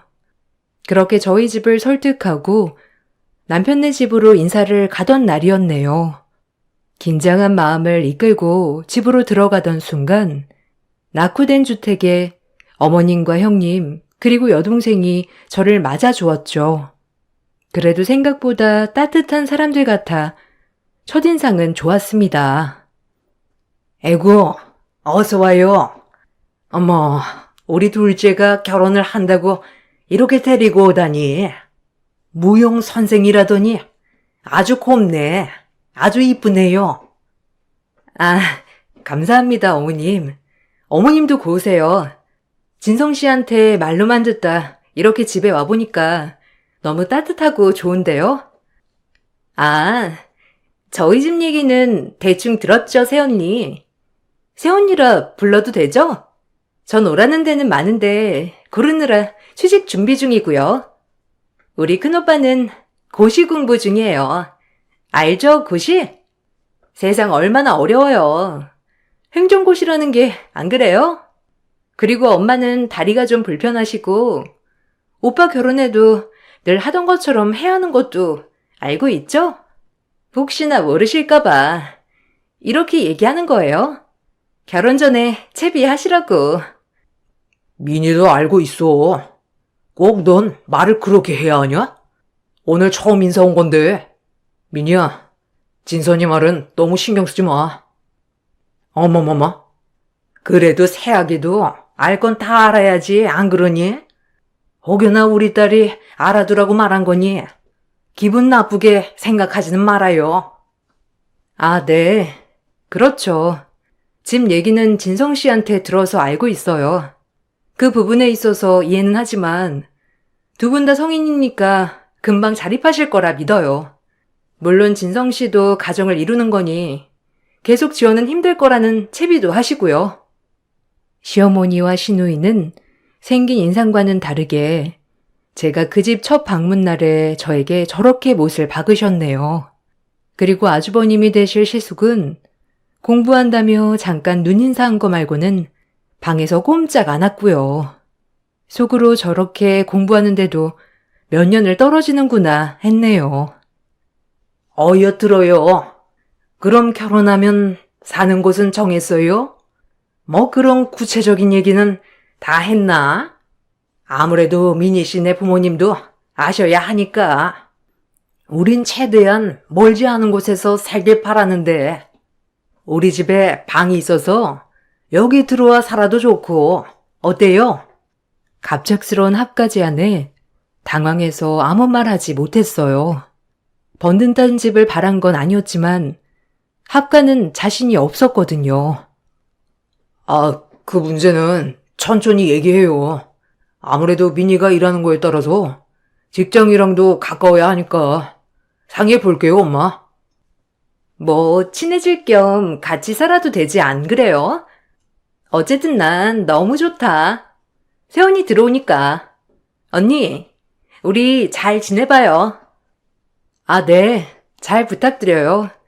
부족한 게 많은데 그래도 이렇게 좋게 봐주셔서 너무 감사합니다. 저희 이제 자리 잘 잡을 수 있게 모두 노력해 주시면 감사할 것 같아요. 그렇게 예비시댁의 인사를 마치고 남편과 나오는 길에 남편은 저에게 또 한 번 미안하다고 했죠. 마음이 안 좋았어요. 미안해. 오늘만 봐도 벌써 느껴지지? 내 동생 철도 진짜 없고 엄마도 이렇게 말하면 그렇지만 철 없으셔. 아니야, 괜찮아. 자기 혼자 너무 힘들었겠다. 내가 진짜 옆에서 힘을 줄 테니까 너무 걱정 마. 알겠지? 내가 있잖아.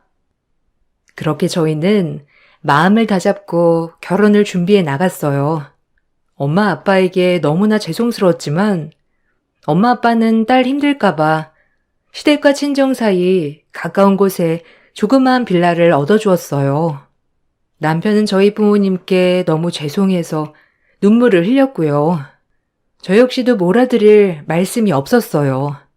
엄마가 원하지 않는 결혼을 하면서 모든 걸 지원해 주시는 부모님을 보며 면목이 없었어요. 그렇게 저희는 우여곡절 끝에 상견례도 잡았어요. 상견례를 하면서 엄마는 또 한 번 실망을 하셨어요. 정말 할 말이 없었네요. 아유, 우리 큰아들은 지금 행정고시 준비하고 있어요. 그 어렵다던 행정고시. 아무래도 보통 시험이 아니니까 시간이 걸리긴 하는데 그래도 우리 아들이라서 제가 믿는다니까요. 그리고 딸은 어찌나 야무진지 보통이 아니라니까요. 예비 시어머니는 상견례장에서 시숙과 시누이 칭찬을 얼마나 하던지 엄마 아빠가 표정이 안 좋아지셨죠. 실질적으로 가정의 보탬이 되고 있는 건 남편인데 남편 얘기는 쏙 빼놨을 정도니까요. 이 집에서 남편은 돈 갖다 주는 사람 그 이상 그 이하도 아닌 것 같았어요. 시어머니의 무한 칭찬 퍼레이드가 끝이 나고 상견례도 끝이 났죠. 오히려 상견례가 끝나자 엄마는 제 남편이 불쌍하다고 혀를 차셨어요. 어쩜 엄마가 저렇게도 무심하냐고 하면서 말이죠. 그 말을 듣자 저도 눈시울이 붉어졌습니다. 그동안 얼마나 서러웠을까 하고요. 아유, 최서방, 너무 불쌍하다. 오늘 진짜 느꼈어. 그게 사람이니? 어쩜 최서방 얘기는 쏙 빼놓고 백수 큰아들의 여우 같은 딸년 자랑만 해? 실질적으로 지금 공부시키고 먹여 살리고 있는 게 누군데? 최서방 정말 안쓰럽다. 내가 반대한 게 너무 미안할 정도네. 에휴, 얼마나 슬펐을 거야. 그렇게 생각해줘서 고마워, 엄마. 내가 최서방이랑 잘 사는 모습으로 보답해 드릴게. 엄마도 앞으로 아들처럼 생각해줘요. 그렇게 저희는 결혼식을 하게 되었죠. 결혼식장에서도 시어머니는 친족들에게 본인 큰아들이 고시 공부를 하고 있다고 자랑을 하였죠. 고시 붙지도 않은 큰아들을 어쩜 그리 금이야오기 하시던지 어이가 없었어요.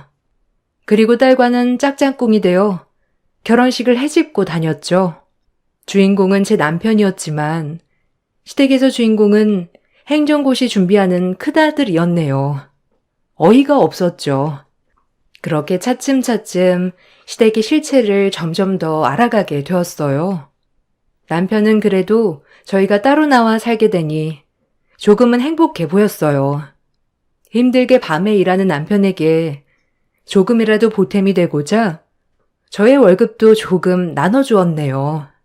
남편은 그 돈 덕분에 물류센터를 나가지 않게 되었어요. 조금이라도 생활에 여유가 생겨 건강해지기도 했죠. 그 모습을 보니 저도 많이 행복했어요. 불쑥불쑥 찾아오는 시누이와 시어머니가 있었지만 그것 말고는 저희 둘 문제는 없었거든요. 시누이는 저희 집에 와서 제 액세서리를 차보거나 새로 산 옷들을 탐내는 등 염치 없는 행동도 하였고 시어머니는 그런 모습을 보고 저에게 오히려 나눠주라며 부추겼어요. 어머머머, 언니, 이거 너무 예쁘다. 난 언니가 없어서 이런 거 물려받지도 못하고. 언니, 나 이거 한 번만 차보면 안 돼요? 네? 한번 해보세요. 저도 그거 친정엄마가 해주신 거라 2번 정도밖에 안 차봤거든요. 한번 해보세요, 아가씨. 어때요? 나한테 너무 잘 어울리지 않아? 엄마, 어때? 아, 너무 예쁘다. 언니는 비슷한 것도 많으면서. 이거 놔주면 안 돼요? 그래, 좀 줘라. 너무 많잖아. 우리 딸은 형편도 어려워서 내가 이런 거 사주지도 못하고. 가족이잖니. 가족이 뭐니? 뭐든 나눠 쓰고 나눠 가지는 게 가족이지 안 그러니? 우리 딸한테 딱이네. 어머, 아주 임자 만났어. 너무 이쁘다. 어이가 없었습니다.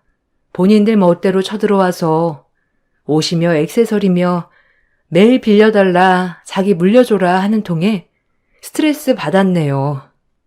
행여나 싫다고 하면 또 제 남편에게 쪼르르 달려가 이러쿵저러쿵 얘기하며 들들볶고 스트레스 줄 것 같아 늘 나눠주기 일쑤였고요. 이런 무례가 반복되자 점점 시댁을 멀리하고 싶었어요. 하지만 저희 남편과 저 아니면 생활비가 나올 통로가 없는 집구석이었기에 어쩔 수 없이 맞을 칠 수밖에 없었죠. 어느 날은 시댁에서 백숙을 먹었던 날이었어요. 시어머니는 당연하다는 듯이 닭다리를 전부 뜯어 시숙과 신우에게 하나씩 주시곤 남편에겐 날개 부위를 주는 것이 아니겠어요? 남편이 다리를 좋아하는 것을 아는 저로서는 마음이 아팠습니다. 늘 이 집에서 이런 취급을 받고 자랐구나. 그래서 철이 빨리 들은 거구나. 늘 본인이 좋아하는 것을 티내지도 않고 살았겠구나 하면서요. 그래서 참다 한마디 했습니다. 너무 화가 났거든요. 어머니, 이도 닭다리 되게 좋아하는데 모르셨어요? 저랑 닭 먹을 때면 다리부터 집어요. 너무하신 거 아니에요? 어머머머, 얘는? 진성이는 나에게 좋아해. 안 그러냐, 진성아? 어려서부터 얼마나 날개를 잘 먹었다고. 얘가 모르는 소리 하네. 그래요, 언니. 나랑 큰오빠는 다리 좋아하고 둘째 오빠는 날개 얼마나 좋아하는데 꼭 우리가 일부러 그러는 것처럼 말하네. 작은 아들을 물주로만 여기고 관심도 없으니까 알턱이 있겠어요? 이에 대해서 모르면 가만히나 계세요. 자기 아들과 오빠가 뭘 좋아하는지도 모른 채, 아니 알아도 모른 척하고 싶었겠죠. 날개를 줘도 신랑은 늘 잘 먹었으니까요. 이렇게 한 번씩 시댁을 다녀올 때마다 남편은 늘 아무 말도 하지 않았지만 저는 매번 스트레스 받았어요. 참는 게 익숙한 남편을 보니 이젠 더 이상 참고 가족 부양하는 게 능사는 아니라고 생각했어요. 남편의 희생이 오히려 시댁 식구들을 망치는 길 같았죠. 그 후로 저는 부모님의 도움으로 무용학원을 차리게 되었습니다. 집 앞 조그맣게 동네 아이들로 구성하는 작은 무용학원이었죠. 이 모습을 본 시댁은 저희 집이 엄청나게 여유 있는 줄 알고 생활비를 더 요구하기 시작했습니다. 어이가 없었죠. 본인들이 벌 생각은 안 하고 늘 받기만 하려고 했으니까요.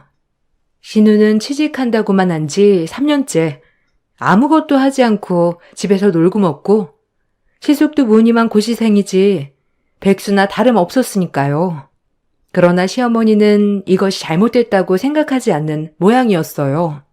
당연하듯 저희에게 요구했으니까요. 아니, 학원까지 차리고 너 아주 대단하더구나. 그래서 말인데 아무래도 물가도 오르고 장 보러 가면 뭐 하나 살 수가 없어. 진성이랑 상의해서 돈 좀 더 주면 안 되냐? 진성이 형도 말은 안 해서 그렇지.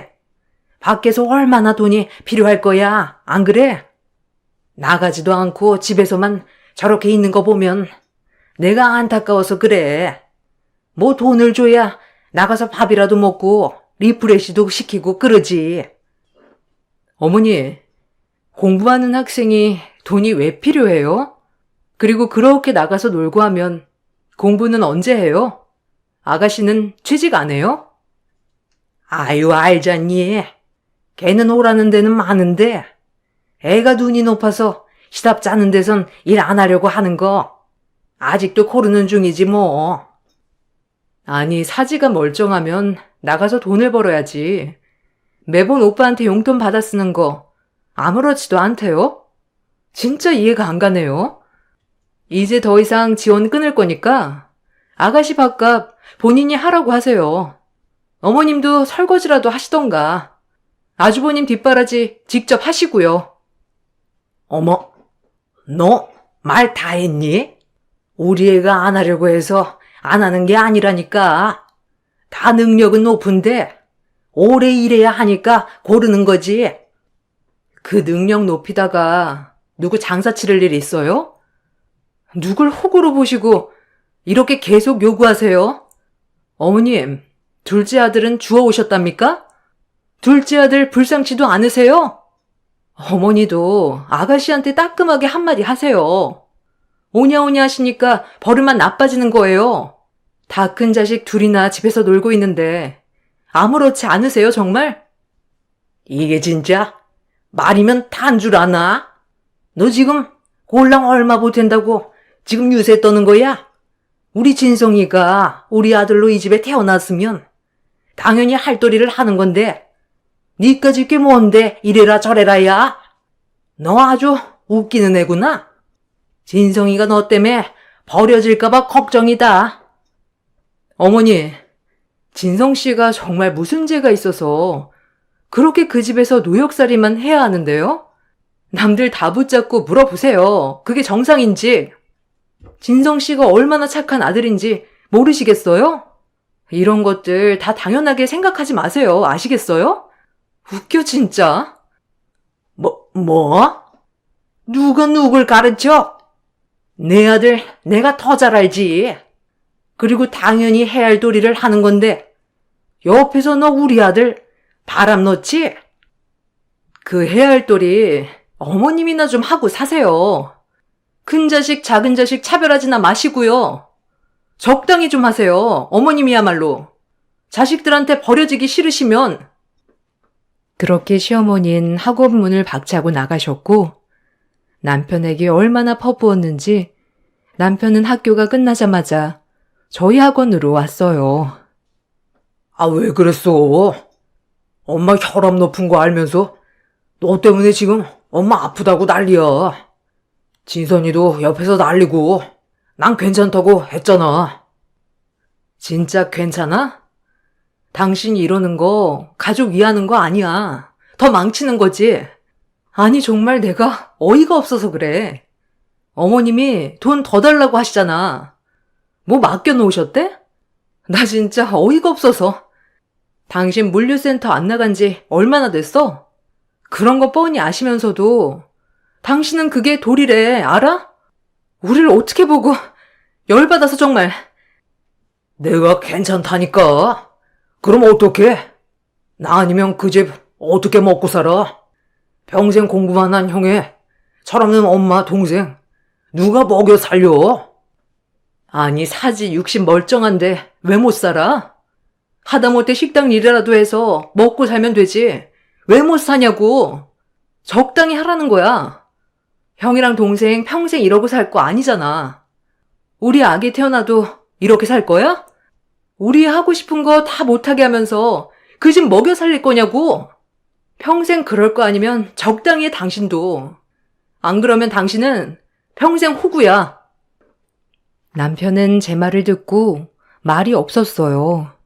본인이 봐도 호구 그 이상도 그 이하도 아니었으니까요. 마음이 아팠지만 저라도 중간에서 끊어줬어야 했네요. 저희가 생활비를 더는 주지 않자 시누이와 어머님은 시위라도 하듯 매번 저희 학원에 찾아와 행패를 부렸어요. 학생들과 학부모들 다 보는 앞에서 돈 받아간다고 소리치고 아들이 저를 만나서 그렇게 변했다는 둥 학부모를 붙잡고 말하기도 했고요. 눈 하나 꿈쩍하지 않았네요. 그리고 얼마 후 저는 청천벽력 같은 소식을 들었죠. 그건 바로 제 부모님이 여행을 가시다 교통사고로 돌아가신 것이었어요.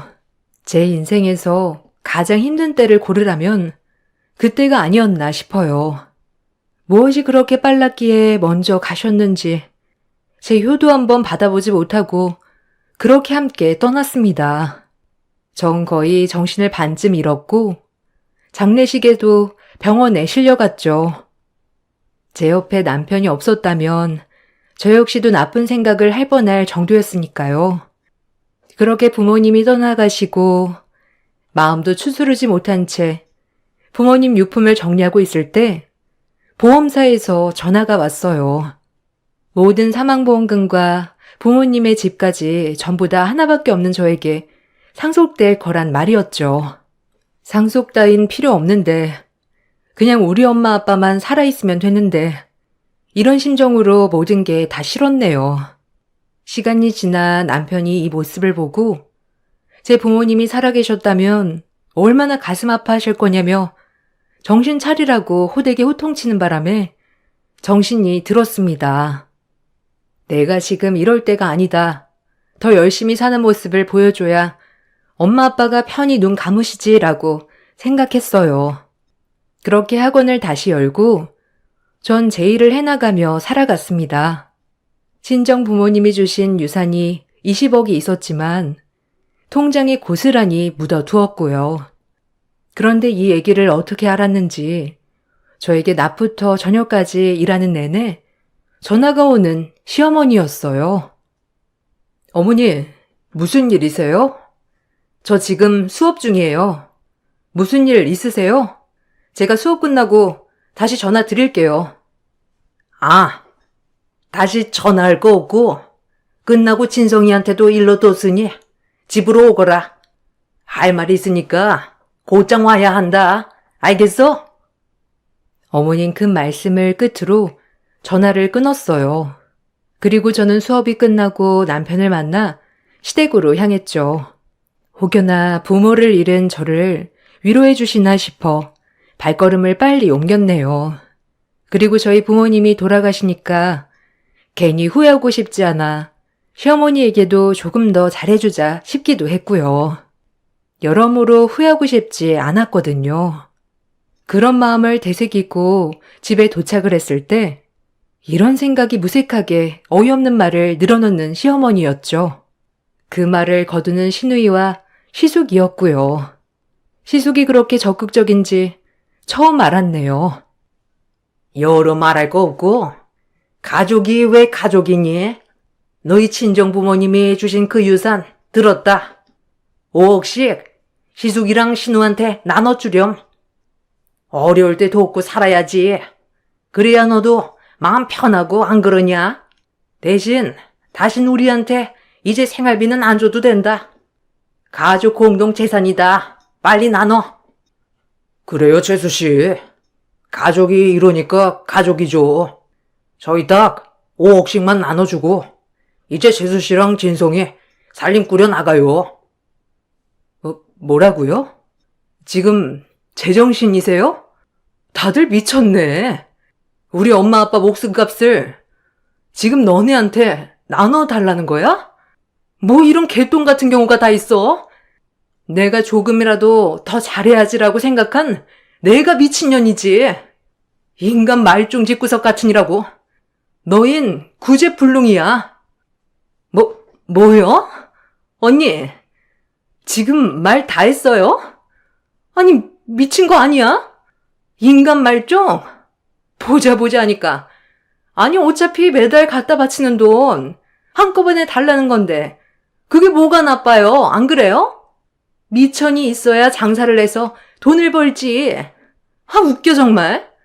오빠는 어때? 그래, 말 다 했다. 너 우리한테 돈 맡겨놨냐? 어디서 미천 타령이야? 네 오빠랑 언니가 호구로 보여? 여태 백수로 날로 먹은 비용 토해내라 하기 전에 닥치고 일이나 해서 알아서 먹고 살아. 제 남편을 보고 쏘아붙이는 신우를 보고 어이가 없었고 분노가 솟구쳤어요. 가뜩이나 부모님 돌아가신 것도 억울해 죽겠는데 이런 말도 안 되는 일을 겪고 나니 어이가 없고 허탈했죠.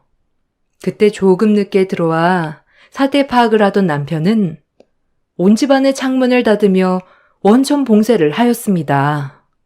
이 사람이 뭘 하려고 하나 싶어 쳐다보니 남편은 그동안의 서러움이 폭발하듯 온 집안을 때려 부수기 시작했어요. 저 많이 참았어요. 어머니 진선이랑 형, 제가 어떻게 해서든지 책임지려 했고 어머니 또한 그랬고요. 근데 이젠 아니네요. 돌아가신 장인어른 장모님 유산까지 탐내는 모습을 보니 다 제가 이렇게 잘못한 것 같아요. 제가 애초에 돈을 대는 게 아니었는데 제 잘못이죠. 네가 인간이냐 최진수? 공부를 8년을 했으면 빨리 때려치우고 엄마 모실 생각을 해야지. 동생이 벌어다 주는 돈 편히 받으며 사니까 좋았지 그땐? 너도 마찬가지야 최진선. 오빠가 주는 돈으로 아주 행복했지 너랑 엄마랑. 그만할란다 이제. 제씨 집안에서 나 없는 사람 쳐요. 더 이상 이 사람한테 미안해서 이 집이랑 인연 끊을 테니까 나 찾지 마요. 이 사람도 마찬가지고요. 여기서 저 호적 파세요. 이 말을 끝으로 남편은 집을 다 때려 부수고 저를 데리고 나왔습니다. 그렇게 나온 남편은 길바닥에서 하염없이 울었어요. 남편이 그동안 얼마나 참았을지 생각하니 가슴이 미어졌고 한편으로 어려운 결단이었을 텐데 이렇게 결단 내주어 고맙기도 했고요. 그렇게 저희는 시댁과 손절했습니다. 손절한 즉시 제 학원에 찾아와 시어머니와 시누이는 깽판을 치며 돈을 달라고 협박도 하더군요. 그래서 경찰 불러 바로 대응했어요. 그러다가도 정 안 되겠는지 울면서 전화 오고 생활비라도 붙여달라며 사정을 하더라고요. 남편은 아예 전화 받지도 않는다며. 저도 독하지만 제 남편도 이렇게 독한지 처음 알았네요. 남편은 시댁 얘기조차 꺼내지 못하게 합니다. 그리고 돈줄이 끊기자 그 집 딸은 작은 회사 격리로 취직했다고 들려오더군요. 뭐 이제 상관없는 일이지만요. 지금은 아예 저희 학원 근처도 얼씬 못하게 접근 금지 신청을 해놓은 상태입니다. 자식이라고 다 같은 자식이 아니더군요. 저희 남편은 돈줄 그 이상 그 이하도 아니었으니까요. 지금은 오히려 남편도 더 행복해합니다. 진작 이렇게 살 걸 그랬다며 농담도 하네요. 살면서 마냥 행복할 순 없지만 지금이 가장 행복하다고 말할 수 있겠네요. 부모님이 너무 보고 싶지만 저에게 모든 걸 다 해주신 부모님께 행복한 모습을 보여드리며 살고 싶어 열심히 오늘도 노력하며 살고 있습니다. 물론 남편과 다투기도 하지만요. 그래도 제 옆에 부모님 대신 이렇게 저를 지켜주는 남편을 보고 있자니 행복하네요. 어떻게 저에게 이런 일이 일어났을까 생각도 종종 들기도 하지만 그런 일들이 있었기에 많이 단단해졌다고 믿고 싶어요. 이제 저에게 슬픔은 있고 행복한 일만 있을 거라 다짐하며 글을 마치겠습니다. 읽어주셔서 감사합니다.